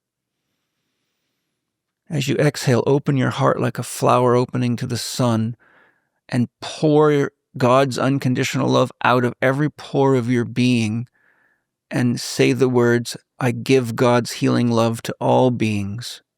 On the inhale, I breathe God's unconditional love into my being and fill your heart and body and soul with it. And then on the exhale, open your heart like a flower and pour it out. I give God's healing love to all beings. Love to all beings. I fill myself with God's infinite love. I give God's unconditional love to all beings. I give God's unconditional love to all beings. That's how you spend time in the desert by yourself and know that you are loving every living being in all dimensions, in all places, in all times. Because based on quantum physics, you're entering the field of non-locality. And like God, love given that way is everywhere simultaneously and instantly. So you don't have to travel and carry bags and clean up messes and give money away. You can love everybody. And as I do it, I visualize all the starving people, all the broken people, all the hurt people, all the sad people receiving this beautiful, invisible gift of God's love. And it brings me to be able to start my day every day knowing that no matter how bad things are on earth or in any dimension, at least I know I did my part to channel what God gives me out as a gift to everybody else.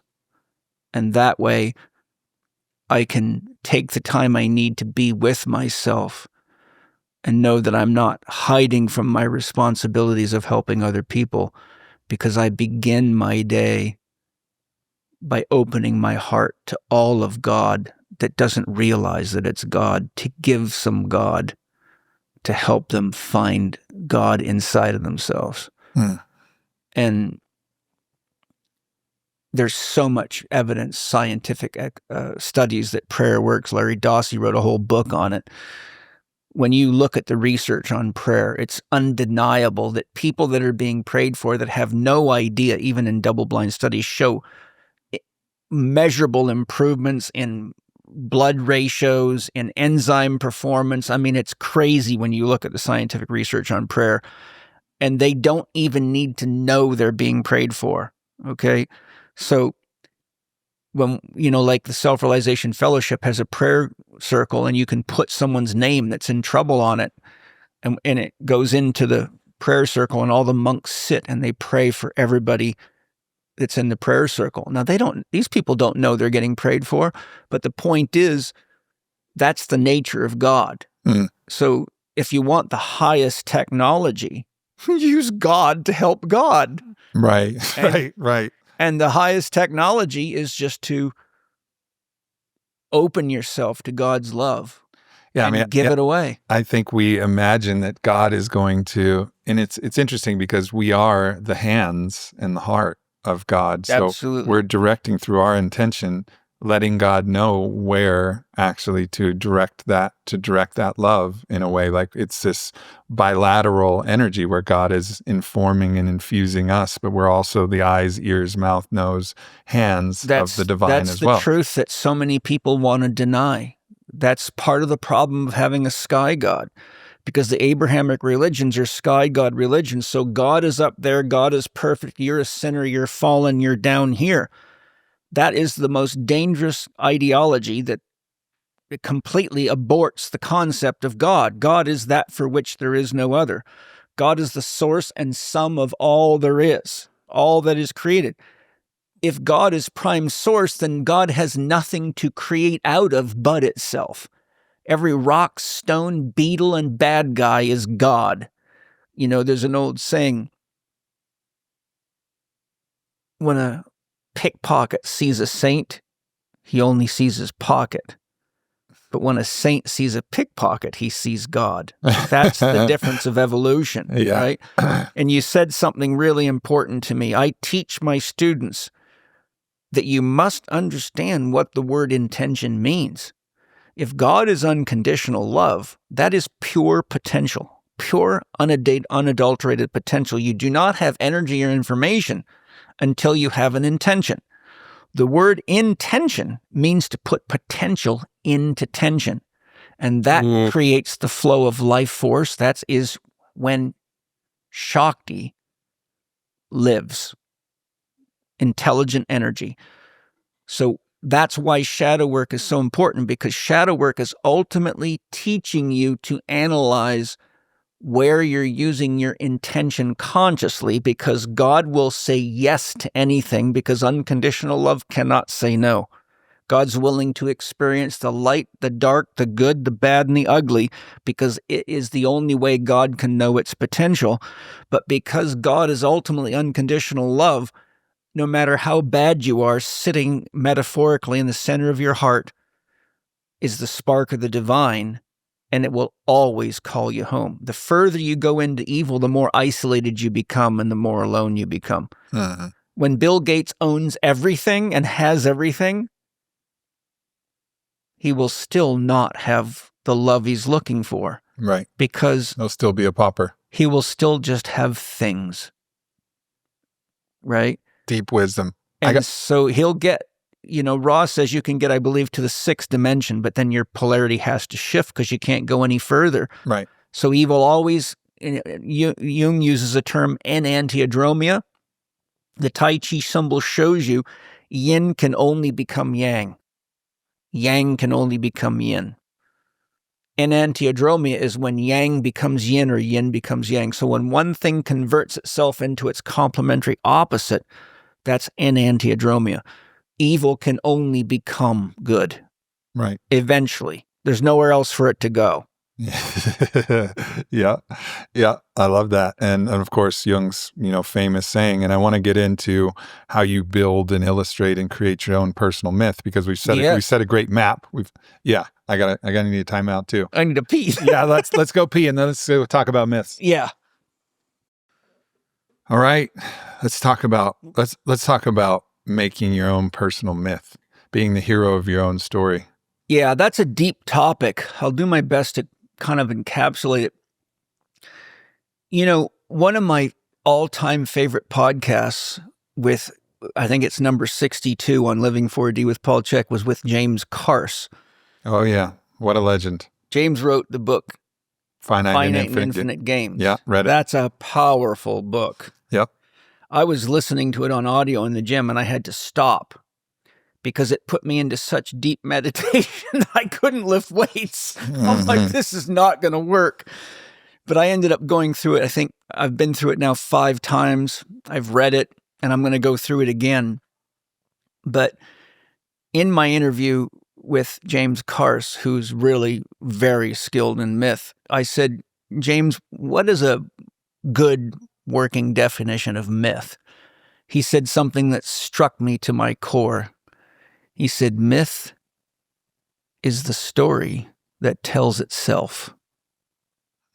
A myth is a story that tells itself.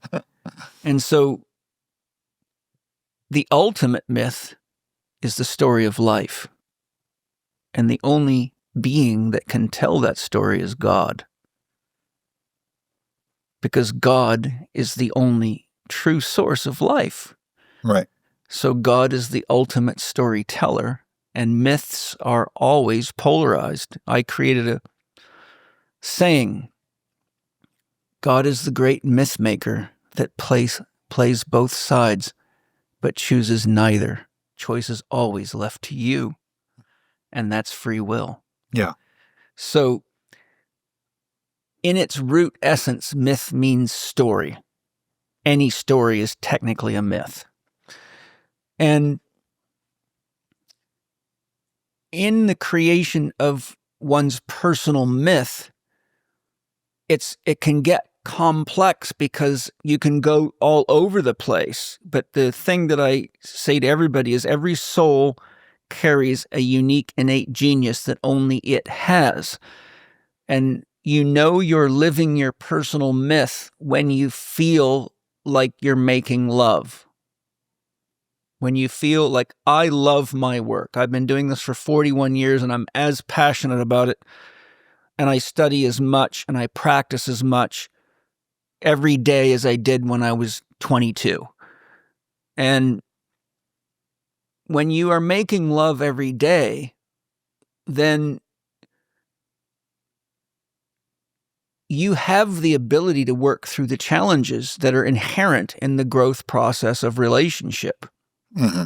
Because you don't see challenges as limitations, you see them as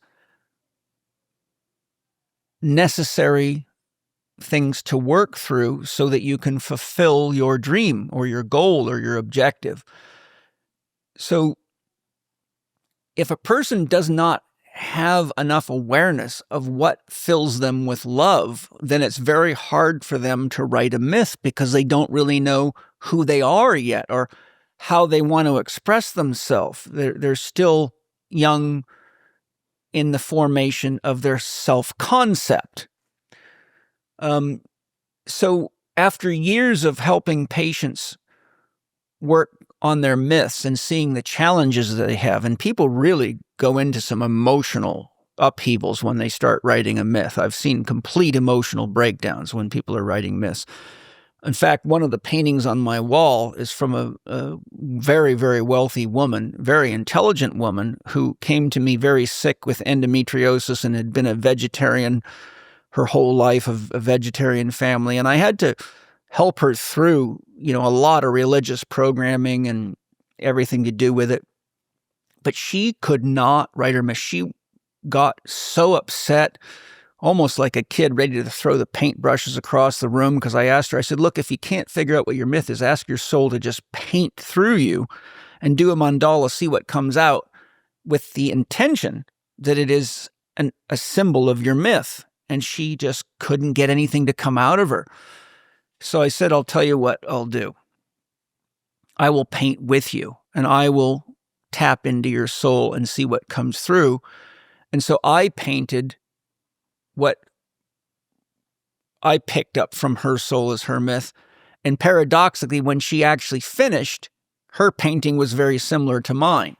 But she was not with me. She was doing this in her home in another state. I was doing it here. And when we looked at the two, it really gave her the confidence that she finally had accessed something deep inside of herself. And so I did it with her to say, look, I'm going to do this with you. I find people do things better when they're with people in general, especially if it's challenging or scary. Like, it's a lot easier to do a fire walk in a big group of people than it is to just build a long string of fire in your backyard out of coals and say, okay, I'm going to walk this. If you got a lot of people around you in the right state, it lifts you up. So ultimately, what my soul led me to doing was using Ken Wilber's 4-quadrant model. So in the upper left, you have the personal interior, or the dimension of the soul. So that's your inherent desires. It's what what makes you feel loved and what feels natural for you as a way of expressing your love. That's the home of your conscious or unconscious myth, your story. You're the actor. So you're the star in your own myth. You always are. Then in the lower left quadrant, you have the collective interior. That's the cast and crew. So you're the star in Aubrey's myth. Mm-hmm. I'm either the antagonist or a protagonist, or I'm cast or I'm crew. Everyone in your life is. We're all cast, crew, antagonist, or protagonist. In other words, we're either with you and share values, or we have opposing values, so we're antagonistic. These are inherent in story. Like if you look at all stories, they have all the archetypes in them, and they have all these polarities in them, and there's always stars, protagonist, antagonist, cast, and crew. It's just inherent in all stories, or the story just is flat. So then in the cast and crew, we have friends. First, we start with family members because they're the closest to us, and we work out to friends. And so we get clear on what's inside of you. And I just let people write whatever comes out with the intention of I'm doing the groundwork research to write my own myth. So who do you think you are? Who do you want to be? Who would you be if you could be anybody you wanted to be? What powers and gifts would you have if you had the choice to be and have whatever powers and gifts you wanted to? Remember, God always says yes. So we gather that information. Then we say, well, who are the cast and crew? Who are the people in your life? Who are the ones that share values with you? Who are the ones that antagonize you? Who are the ones that traumatized you? Who are the ones that gave you opportunities? Who are the ones that are supportive to you? Who are the ones that are supporting you without you even knowing who they are? Mm-hmm. Like who built your car? Who made the computer you're using every day? Who made the pencil you write with? They're part of our story. We're just often unconscious of them, which is why I like doing the heart breathing, because I'm giving them love. Right. I may have never met you, but I'm loving you. Then we go to the upper right quadrant, which is the personal exterior. That's anything that can be weighed, measured, or filmed as a behavior or an activity. So that's the objectivity. That's the objective expression of the soul. That's tangible, right? Your body is an expression of the artwork of your soul. It's tangible. I can weigh it. I can measure it. I can film you. And I can say, Aubrey, here's what you look like when you're in an argument with so-and-so. And if you want to improve on that, you can. But so the upper right in the myth is, who's the character you want to be? Do you want to be Chewbacca from Star Wars? Or do you want to have a lightsaber? So there I encourage people to create the body Mm-hmm. of the character that they want to be in their myth. Before I finish, I'll say, I always tell them your myth should be fun to write. You should not let it be stressful. And you should write it with the intention that if you share it with a 12-year-old or your own children, it will be an exciting and interesting story that they will enjoy reading or want you to read to them. Mm-hmm. That means you don't get technical. You don't worry about perfect elocution. You know, most people get so caught up in analysis that they go into paralysis. So just write your myth as though it was a gift to your children, and then it's more fun. And it doesn't have to be of this world. You can be an alien. You can be, something completely other. My partner in Spirit Gym, Amy Fournier, she was Asperius, which is a horse with wings that's white that looks exactly like Pegasus.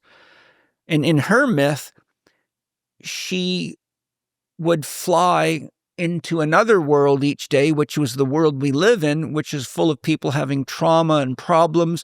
And Asperius would show up to deliver love, insight, good things. But because it was so stressful to be in that environment, Asperius had to fly into the home world, which was protected by guardian spirits. And it was a beautiful forest, and there was all sorts of beings that were helper beings that would help her heal from her day's work and go through the process of having empathy for all the broken people, etc. But when she finished her myth, she had a healing breakthrough. She broke down in tears. She said she looked at me after 2 years of therapy, because she came to me in a real midlife crisis. She looked at me and she said, Paul, I want you to know I am now healed. I am no longer in a midlife crisis. I know who I am for the first time in my life. Mm. But So another example, she had a very hard time putting the myth together because she just had a hard time with enough imagination. Most people have a hard time with imagination. And so when I took her through the 4-quadrant model and I asked her the key questions and I wrote it all down on a whiteboard that's sitting right over there so she could see it, and then we put it together as a story, and then I said, now paint it. The moment she finished the painting and stood back and looked at it, boom, the floodgates open. And I've seen this happen over and over again. This is not a unique case. In my spirit gym training, I've got at least 15 paintings of my patients and students to show what it looks like when someone figures out who they are, and it's profound. What's the bottom right quadrant? Did I miss The bottom right quadrant is the world stage. So that's the collective exterior.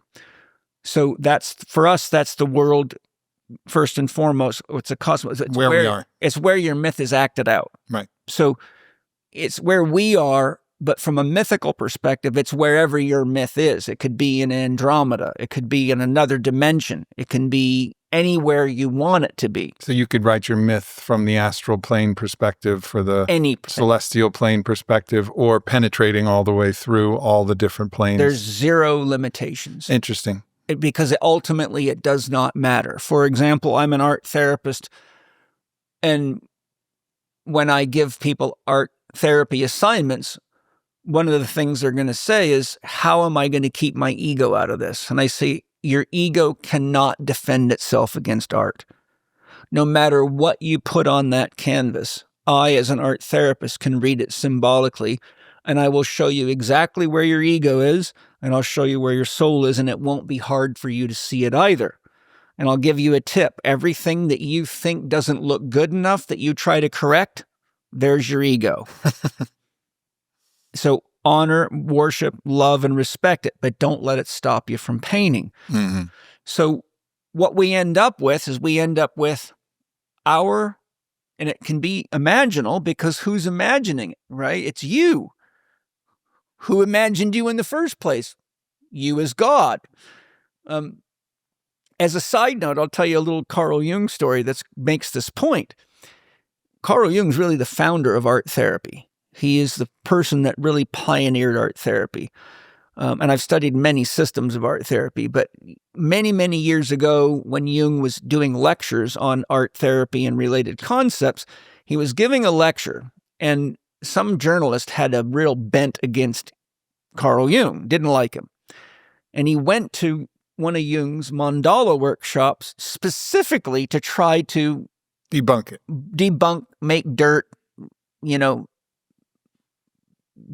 deface Jung, right? So Jung gave a lecture, and then he says to the audience, would any of you like to come up here and do a little mandala work? And the journalist shot his hand up.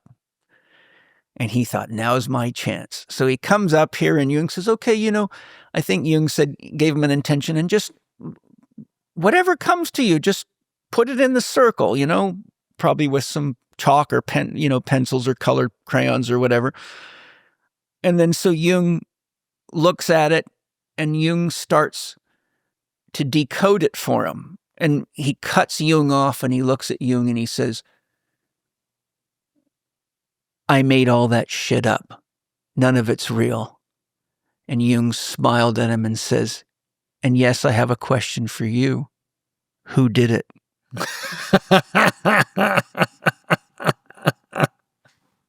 Who did it?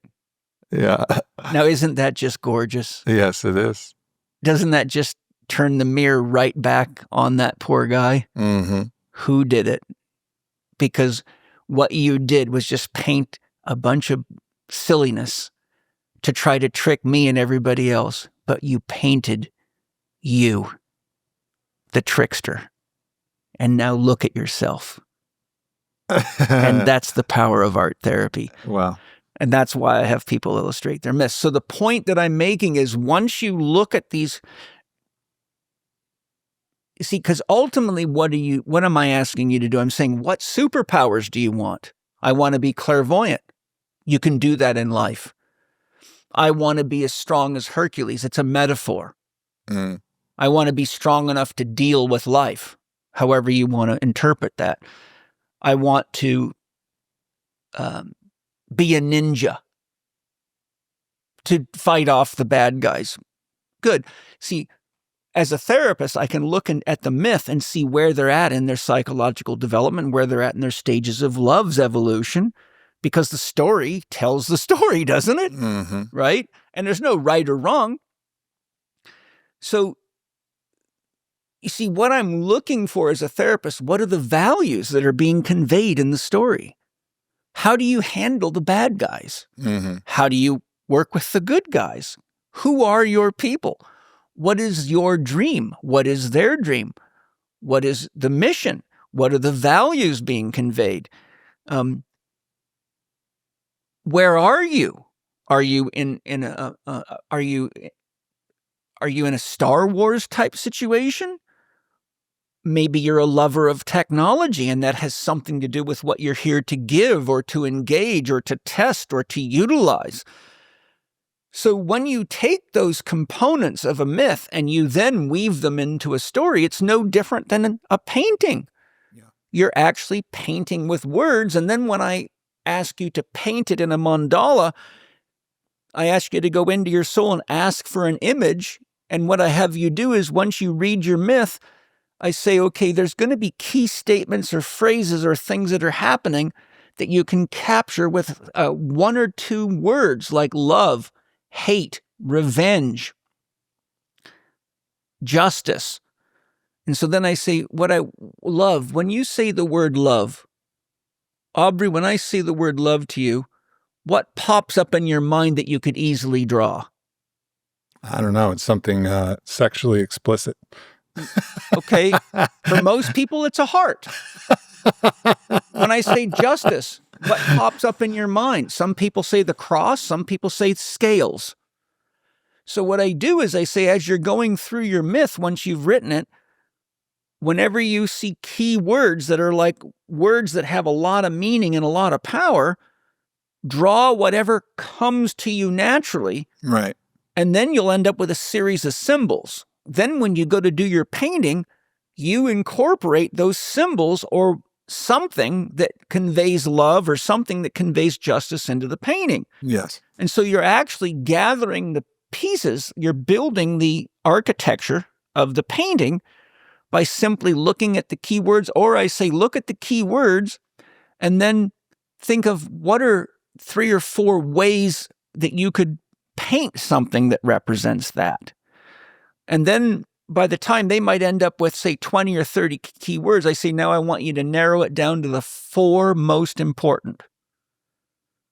Sift through your myth keywords and your key symbols and say, now, if I have to choose 4 that have the essence of my myth, which is me, what are they? And then create symbols or ideas for what you could paint that carries the essence of those 4 master words. And when I use that process, I can get anybody to create a myth. Mm-hmm. And when they do, it speaks so deeply to them. And then what I do is I say, now hang that myth painting where you can see it every day. Read your myth regularly because it's a story about you, and it might take a year for it to fully come to your own realization what you have said about yourself and what it is that you're here to do. Because when you boil it down to morals, ethics, virtues, vices, and experiences, it does not matter. Everything that happens in Star Wars is happening here. Everything that happens in the movie Soylent Green is happening here. Mm-hmm. Everything that happens in Raiders of the Lost Ark is happening here. You see the point I'm making? Right. There are cosmological themes. This is why Mark Goffney's concept of the field of value is universal. Mm-hmm. It's multidimensional. Mm-hmm. Because you cannot have a relationship, nor can you have meaning nor consciousness without a field of value, mm-hmm. which is a field of values, right? So once you actually create your myth, you now have created a written mirror and a painted mirror that says, this is who I am. And then, like, let's say you're coming to me because you're in a midlife crisis, like Amy was. I look at the story and say, okay, she used to own a gym, but it just didn't work out. She couldn't make money. It was draining her. And ultimately, I supported her in the decision to sell it. And she's like, well, what am I going to do? And I said, well, that's what our work is going to help you realize. But we want to make sure that what you do is what your heart wants to do, not what your head thinks you got to do, or you'll just go right back into another crisis. Right. And so I said, your myth is telling you what you want to do. Who is Asperius? A horse that can fly, that has magical powers. What does Asperius do? Goes every day to help the people that are lost, confused, and in pain, and then goes home at night to recover and has a circle of beings and friends around it to help restore it so that it can keep doing it. And also in her painting, in the world was the devil. The devil was the main feature. He was coming into that world to control and manipulate people. So on one side, she had this big, ugly, well-painted devil, like almost like he's going to jump off the page and get you. But on the other side, she had this very powerful, beautiful white horse painted right in the middle, half in the heaven side and half in the work side. Right. Okay, ready for the punchline? What does she do? Now she's devoted herself to developing a course on the life process of a woman and the life archetypes that each woman goes through, from child to maiden to crone to wise woman. And she is going to run women's groups to help them heal, recognize where they're at in their own conscious and spiritual development, how to embrace and embody that. Okay? And she loves doing that. Right. And she pours herself into the research and the study because it's fulfilling to her. Owning a gym lost its fulfillment and was a drain and was costing her a lot of money. And that's what the soul does when you're at the end of an archetypal stage of development. It loses its attraction. And what used to feel like love now feels like labor, and it lacks love, it lacks numinosity, it lacks vibrancy. So it now becomes like you're working in a factory putting hubcaps on or something, where it used to get you all excited. And the problem with people is that they keep thinking that's what they got to do to make a living, and they talk themselves into it. And the next thing you know, they're in flatland and they got to drink half a bottle of wine at night and watch some junk television or smoke a lot of pot or take some pills to medicate the pain of living an outdated archetype, because they're not moving forward with their soul contracts and the progression that the soul came here to grow through, because they become too conditioned. Mm-hmm. Conditioning is the opposite of freedom. Okay? So when I work with people to create their myth, it's often a very important basis of the therapy, because it tells me everything I need to know about where they want to go, because their imagination is actually doesn't have all the filters of religious dogmas and belief systems. And that's the beautiful thing about imagination, and it can escape all that. All you got to do is go into the bathroom and look at what people write on the walls. Mm-hmm. You see all sorts of shit on the walls and carved into the stalls. And oftentimes what you see is people's imagination. You see, I hate to be a bit off, but you might see in a men's bathroom, someone draws a picture of themselves with a great big huge dick. Well, that says something about where their focus is at. It says something about what they're insecure about, or it's saying, look at me. But either way, it's saying something, and this is why Jung said to the guy, and who drew it, right? So we can't escape ourselves in the creation of a myth. But what we can do is through the use of, and by the way, Einstein said imagination is more important than thinking, and he was right. I'll ask you a question. What would happen to Aubrey and what would happen to his life if he lost his imagination? What would happen to your sex life? Yeah, I mean, who is Aubrey without that? Exactly. Fundamentally. Right? Yeah. And we have an education system that kills our imagination. Right. And that's part of we have a religious Teaches system. us memorization, rote learning. Yep. And rules. Yep. And what you shouldn't do, and judges you. Right? More people stop doing art because some teacher criticized them and the little child in them got wounded and they never did art again. Right? And we have religions that kill our imagination. Right?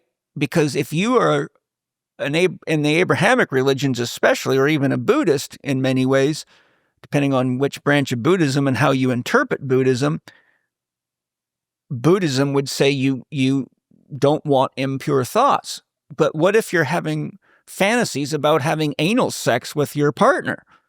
Well, that can throw you into a real tizzy with God in most religious ideologies, because those are sinful, impure thoughts. But what if that's just unbridled imagination? Mm-hmm. Right? That's why we love... I got a rich imagination. That's why we love people like Picasso, because his paintings are so abstract that you and I can both look at the same painting and it can trigger our imagination to see very different things and come to very different conclusions. This is why Jackson Pollock is so interesting, because you can't objectively say, look at the woman there. It's like a Rorschach test. What do you see? What do you feel? You see your psyche mirrored back to you, right? That's and interestingly, as a side note, quantum physicists have analyzed Jackson Pollock's art and found that he was tapping into the quantum wave function. Wow. Which is very strange and interesting. Right? Yeah, something was moving through him. So in the creation of this myth, it seems to me, the potential that there's some expression of your shadow that may come through, particularly as it pertains to inflation, right? Because my father, in his delusion, in his capture by the entity, started creating myths about himself, which were inflationary myths, messianic myths. And I've had an inordinate amount of people, more people than I would imagine would ever come up to me and try to tell me that they were Jesus. Good. So let's pause there. What's the deepest truth of Aubrey Marcus? The deepest. Go deep. Who are you really? Who are you really? Yeah, I mean, it's the full soul's potential. You are Christ. Right. It's Enoch that walked so close to God that he became Metatron. You're just here to earn it, and to own it, and to know it's real. Your father's messianic myths are what happens when the ego breaks down to tell him something otherwise. Carl Jung learned a lot from people in psych wards. A lot. In fact, he said they were often spewing deep wisdom, and people called them crazy. Like, one thing Ken Wilber says. I think just to comment on my father, I think one of the problems is they're looking for an external validation of an internal truth. Yes. Or they're making a statement of something that they know they have as a potential within them, but they don't know how to get there. Right. And or why they want that particular thing. Is it to be worthy of love better than another? Absolutely. What is the cause? What is the source of it? That's why I use art therapy, because when I look at what people paint, they always have the 4 key components of a myth. They always have, I can see the gestalt emerge from the myth, either written or painted. And so if your father was my patient and I saw this messianic intent, I would investigate that. The first thing I would say is, who is a Messiah that you love and trust? And then I would say, what are those qualities? And then I would say, how have you expressed those qualities in your life or not expressed them, and how do you feel about that? Right. And within minutes, I'm getting to the core wound or the core fear or the core belief. Right. And my point that I was going to share is, one thing Ken Wilber says that stuck to me like glue, because it's true. There's always a little truth in everything. Yeah, no one's smart enough to be entirely wrong. No. You'd like just purely like to be entirely wrong. You have to be actually like a genius to get 100% wrong. Yeah, and it's also hard to be 100% right because Exactly. meaning has to have its complementary opposite. You don't know what fire is without water, so Right. You can't ever be 100% right because right is always based on a perspective. Wrong is always based on a perspective. Right. And so when I'm doing healing work with people, that's why I want to know their myth, because that tells me how they're pre-framing their consciousness. You understand what I'm saying? Yeah. The belief system a person has is an overlay on the awareness. The consciousness within them is the awareness factor. But awareness is like undivided light. When you shine it through the prism of a belief system, you see the shadows on the wall in Plato's cave. Can you see what I'm saying? Yep. And that's the life that we're living. So the shadow work is to ultimately get clear on what are the values and what are the virtues and what is the way of loving and relating that exemplifies who you came here to be. Mm. And then we just have to look at what's gotten in the way of that. Because once we do the work to excavate that, it's now your statue. Remember when people asked Michelangelo, how on earth did you carve David? It's because David is so incredibly beautiful. He said, I just chipped away everything that was in the way. Not David. Everything that's right. I just chipped away everything that wasn't David. And so what is shadow work? It's chipping away everything that's not Paul or not Aubrey, but it's something that we've embodied. And if you study Robert A. Johnson's book on the shadow, which is excellent, he makes it very clear. The shadow begins with enculturation. The primary source of shadow is being enculturated. Which are these mimetic viruses and ideas that are held in the collective. Don't touch your genitals. Right. Never have sex until you're a certain age or you're married. You don't pick your nose in front of people. You always have to be a good little girl. Never sit with your legs open if you're a girl. What this does is it takes our instincts to create and to express ourselves, and it channels it through rules, and there's punishments for crossing those boundaries.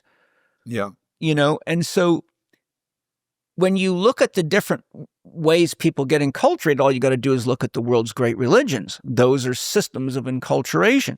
And or scientism as a religion, and that's been trying to tell us, especially for the last 5 years, but that you're not even.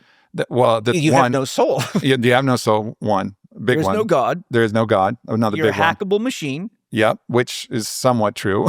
Well, but we're programmable. Well, you're a biological machine, but that is a false concept. Yes, because a biological organism is a living organism. If you have a machine mind, then everything looks like a machine to you. But something that is expressing life force and the creativity of the cosmos that can change its mind, in Spirit Gem, I say capital G, capital O, capital D represents that for which there is no other, the source and the sum of all creation.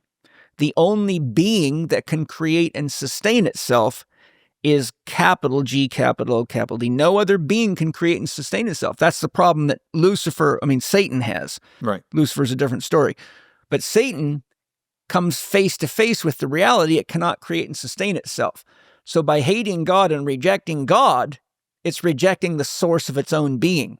So Lucifer's in Satan's in checkmate all the way. Yeah. And all that does is make Satan angry. But Satan, and that's why, metaphorically, God laughs at all this. It's like, yes, you just still have not figured out where your life force is coming from, where your very existence is coming from. You're still coming from the force. I mean, other things, the world is not safe. And I still see this. I walk through an airport or go somewhere. Yep. I still see, 15, 20% of people who are still wearing masks. Yes. And, not to delve too deeply into the ridiculousness of that, which we know now is like trying to keep out mosquitoes with a chain link fence. Yeah. But nonetheless, there's been an enculturation of a belief that indoctrination is enculturation. Yeah, the air is dangerous, the earth is dangerous, and we're not fundamentally connected to it.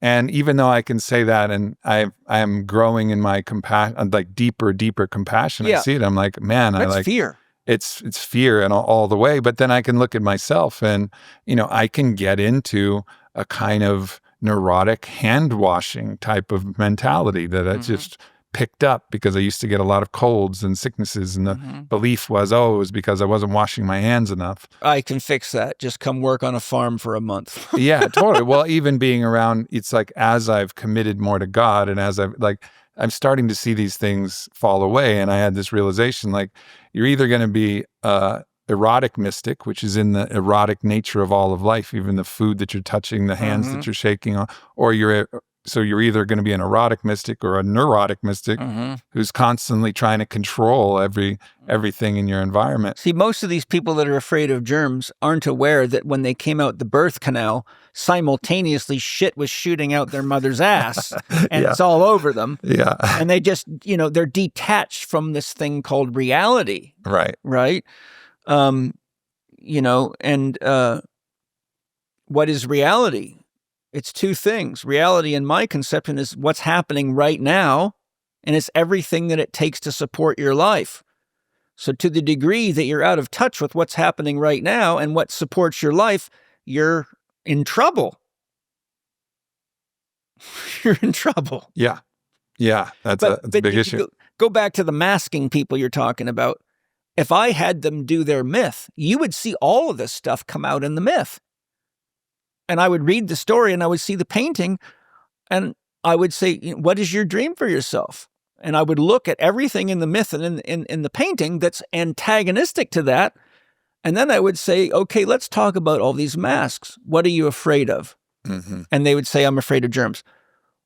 What do you think's the worst thing that's going to happen to you if you get germs? I would get sick. What's the worst thing that'll happen to you if you get sick? And I just keep going till I get to their root fear.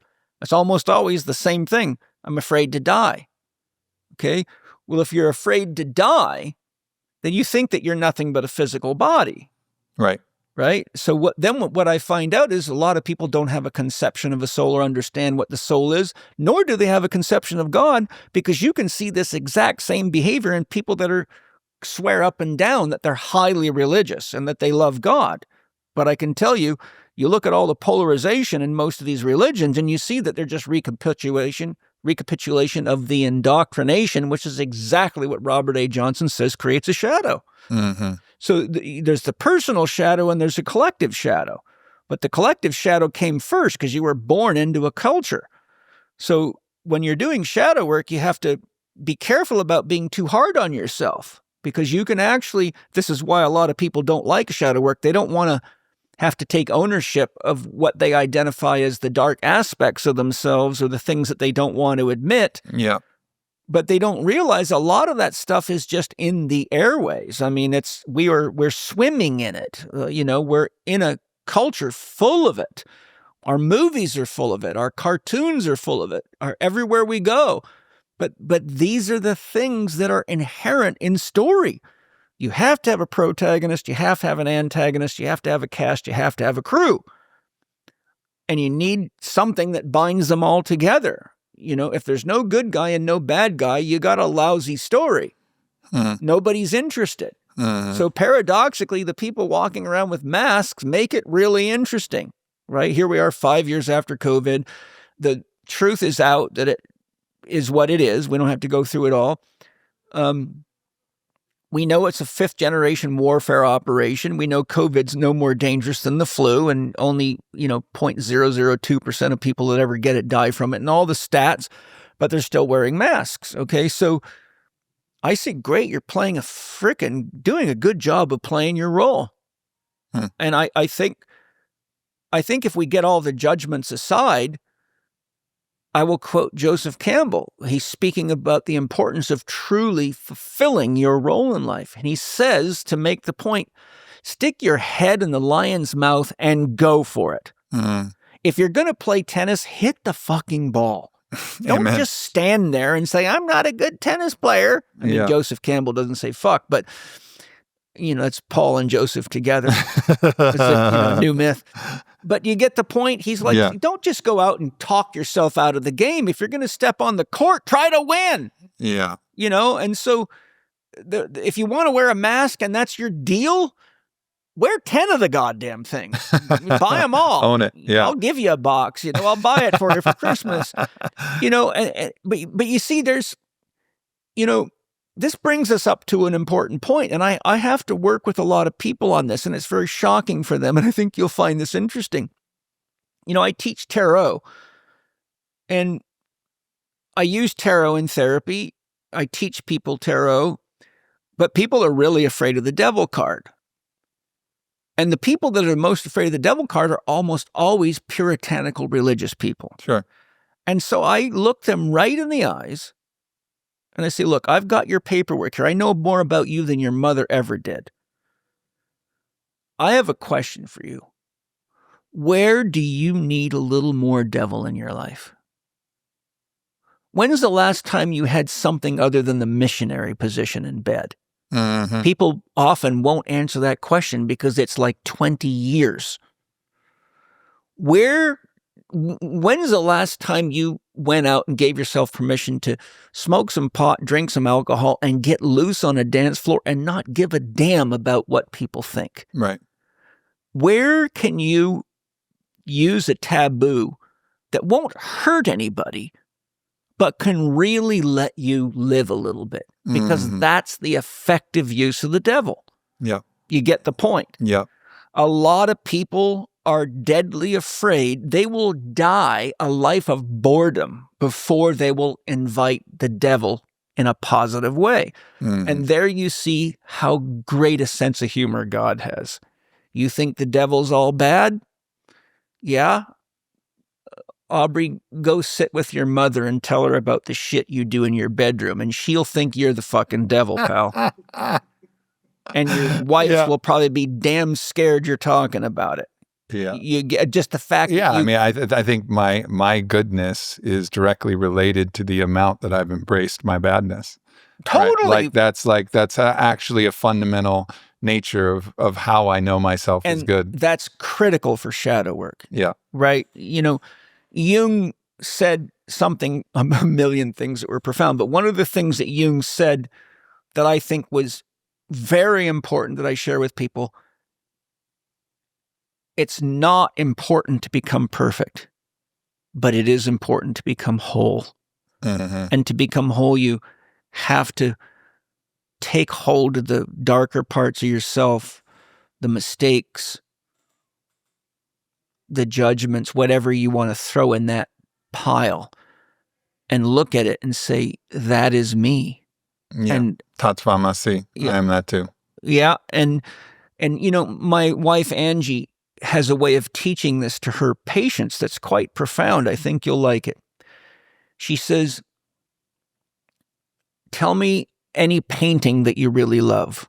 And most everybody, because we coach more mature people that have had some life experience. And so I'll say, just give me any painting you love, Aubrey. Oh, Botticelli's Spring. Okay, good. Now I'm going to ask you a very important question. What would it look like if you removed all the shadow out of it? All the shading, all the shadow. It's all gone. What does it look like? Flat. Yeah. Unattractive. Yeah. That's what happens when you don't embrace your stuff. I know. I think when I often will explore and ask people, to talk about a superhero, another myth that's been told, of like who they identify with the most. It's like an archetype. They're all different archetypes, and there's complexity in them. And I've really found kind of like this connection with Star-Lord from Guardians of the Galaxy. And I think one of the reasons why is he's in some ways the most good. He kind of holds it all together, and he's leading the Guardians of the Galaxy. Yeah. But also, at I think the end of Guardians 1 or 2, I can't remember which one it is, but he's talking to his crew and he's like, well, what should we, they just saved the world, saved the galaxy.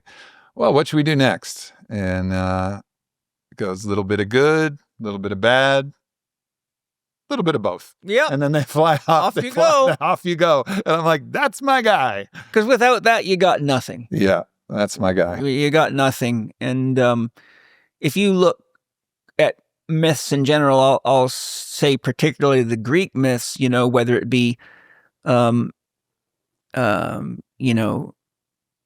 Aphrodite or Hercules or Midas or Achilles, every one of them had flaws. Yeah. Every one of them had problems. They had a dark side.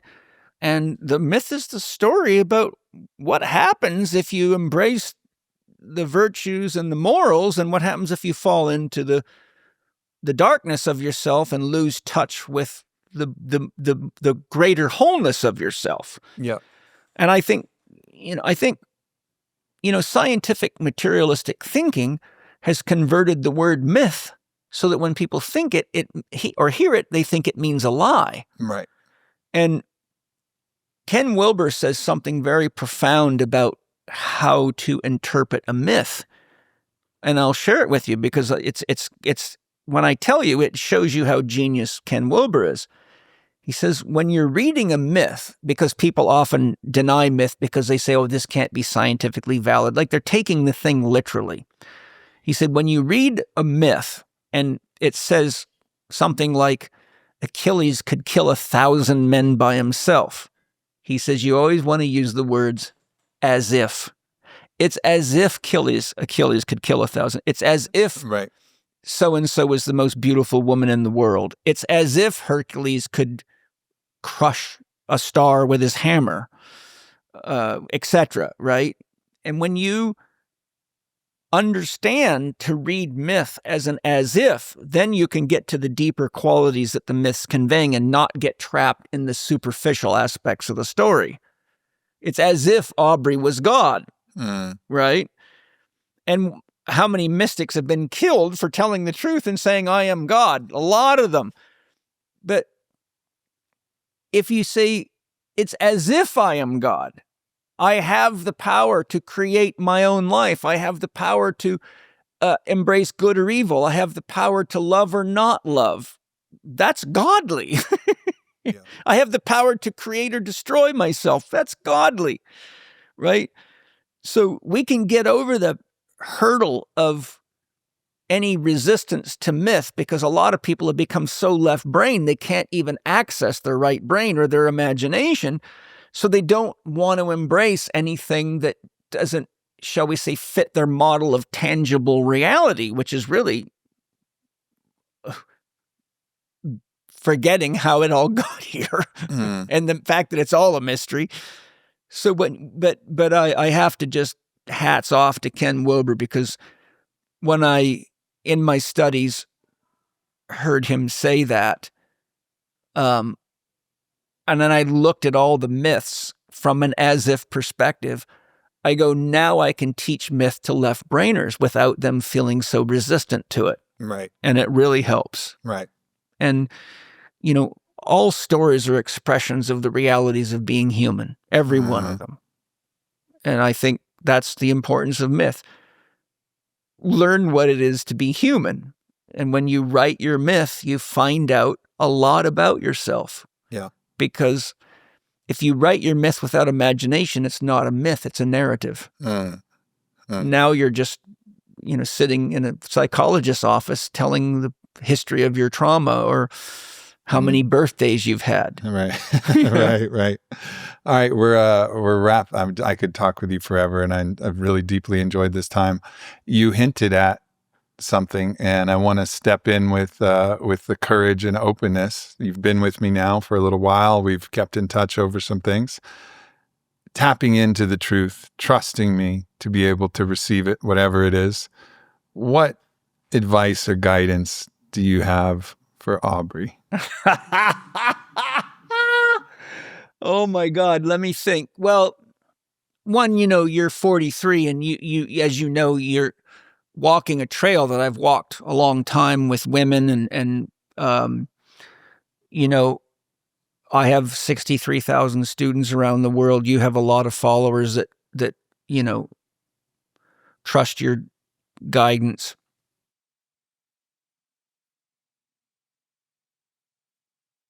I will share something that I feel from my own experience has helped me tremendously, that I feel is a gift that would be very useful for you. Because part of having a mind like yours is you can catch so much that's hard to filter through it, and it's hard to actually embrace and practice all the things that you're exposed to. Right. You can become almost schizophrenic. You can get to where you can only do this meditation for 10 minutes and that one for 5 and this for 3. And then it's like, oh my God, I don't have time for this because there's nothing, So you can find yourself kind of like, how do I engage the world but grow myself spiritually? It's like, because you have such a big catch net and you're such a big personality, you can find yourself almost like the frog that realizes the pot is boiling,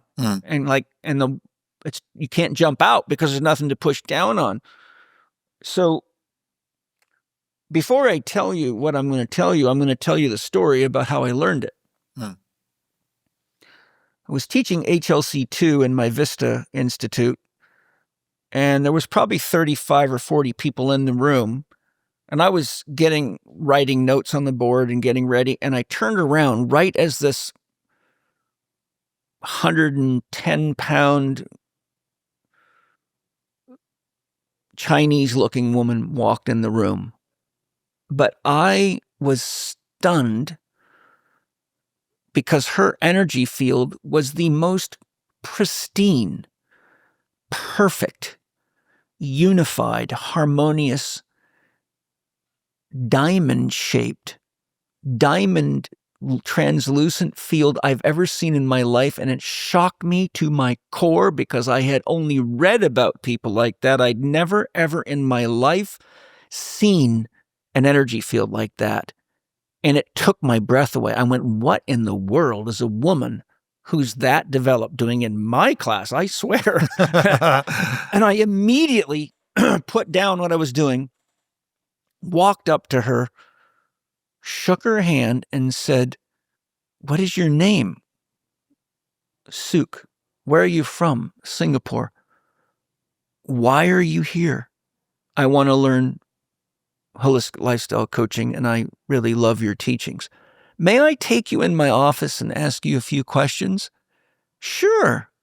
I walked her right around the next door into my private office, and I said, I'm clairvoyant and I can see your energy field. And I described what I saw to her.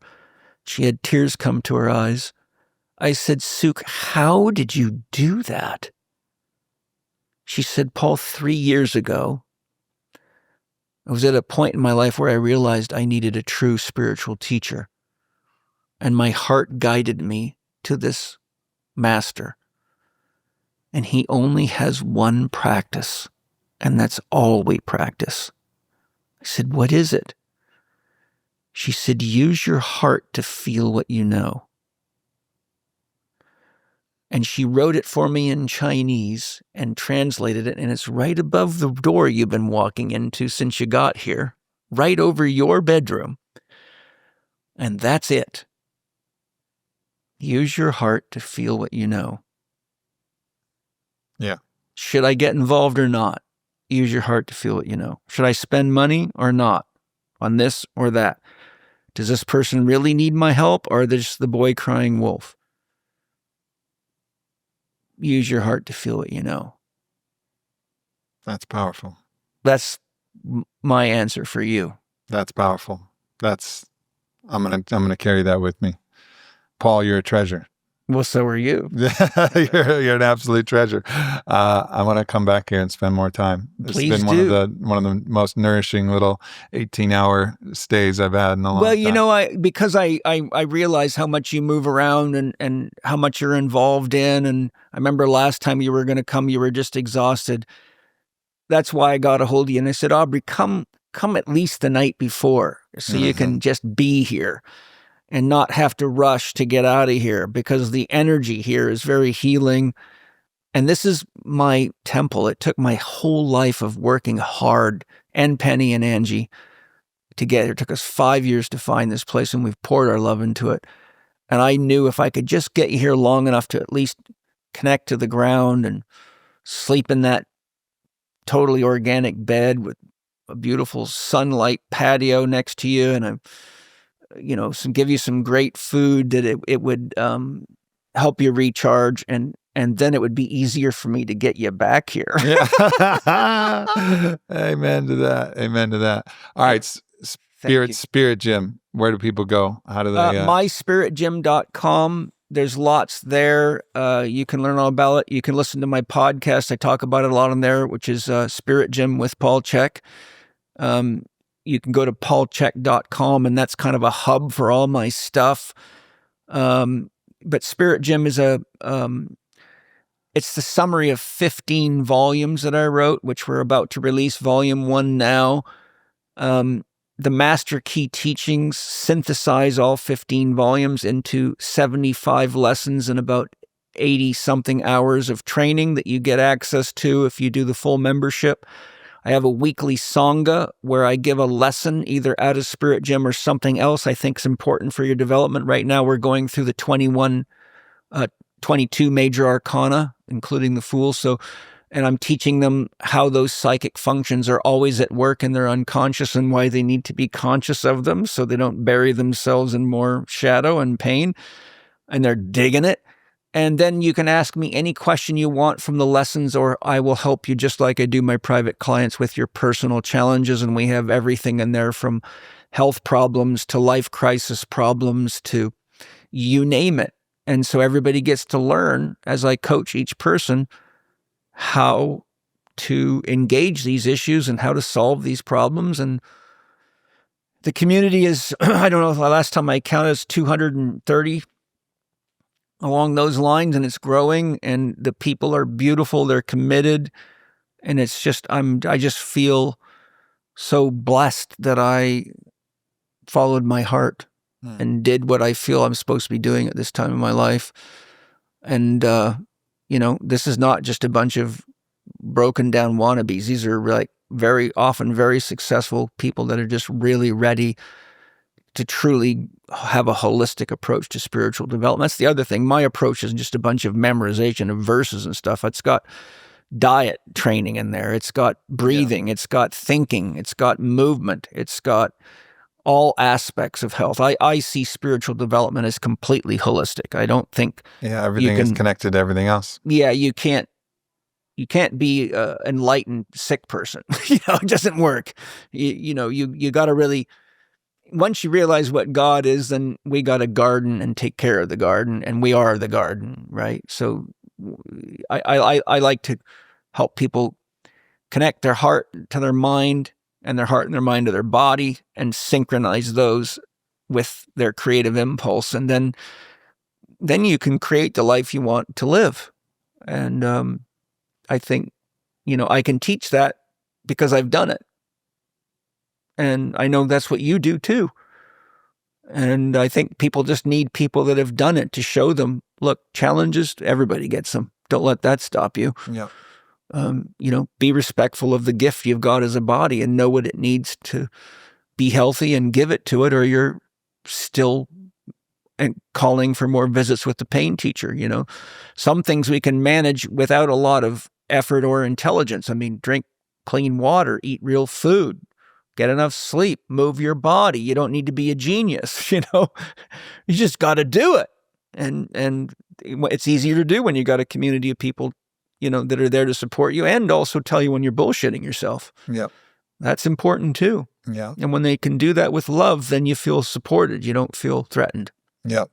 Family. So that's how I want to finish the rest of my life out, doing my podcast and running Spirit Gym, and finishing the book series, and then writing a bunch of small, easy to digest books on little things that are important. Sounds like a beautiful myth. Yeah, it sounds like a lot of like you too. And Yeah. wouldn't you agree that right now the world really lacks elders and wise people, right? And so I'm hoping that Spirit Gym produces a lot of them. Yeah. Something that's hugely missing is those that get wiser with their years rather and just than authenticity. Yeah. Like, just embrace being yourself. What a gift. Just go out in the world and really love yourself and be yourself. There's only one ever of any of us, right? God is a novelty generator. You know Eros, right? God is Eros, and God does not repeat anything twice. You can't find 2 grains of sand on this planet that are identical, and you never will. You can't find even identical twins are not identical. So when you realize that you've got a one-shot chance in the totality of eternity to really step into your boots and live your myth and just go for it, what an amazing frickin' opportunity. Then the world becomes meaningful. Then you see the myths playing out, the wars, the famines, the pandemics. It's all what keeps the damn thing going and interesting. Mm-hmm. And that's when you got to stick your head in the lion's mouth and go for it. Because if you're waiting for Donald Trump to fix it or RFK to fix it or Jesus to come back, you're hoping someone else is going to play your role of participating. Yeah. Be the main character in your own story. Get it on, baby. Hey, let's go. I love you, Paul. Love you too, buddy. Thank you for coming out and seeing me. It's such a generous thing for you to travel all the way to see me. I've was prepared to come see you, and last time I was in Austin, you were not there.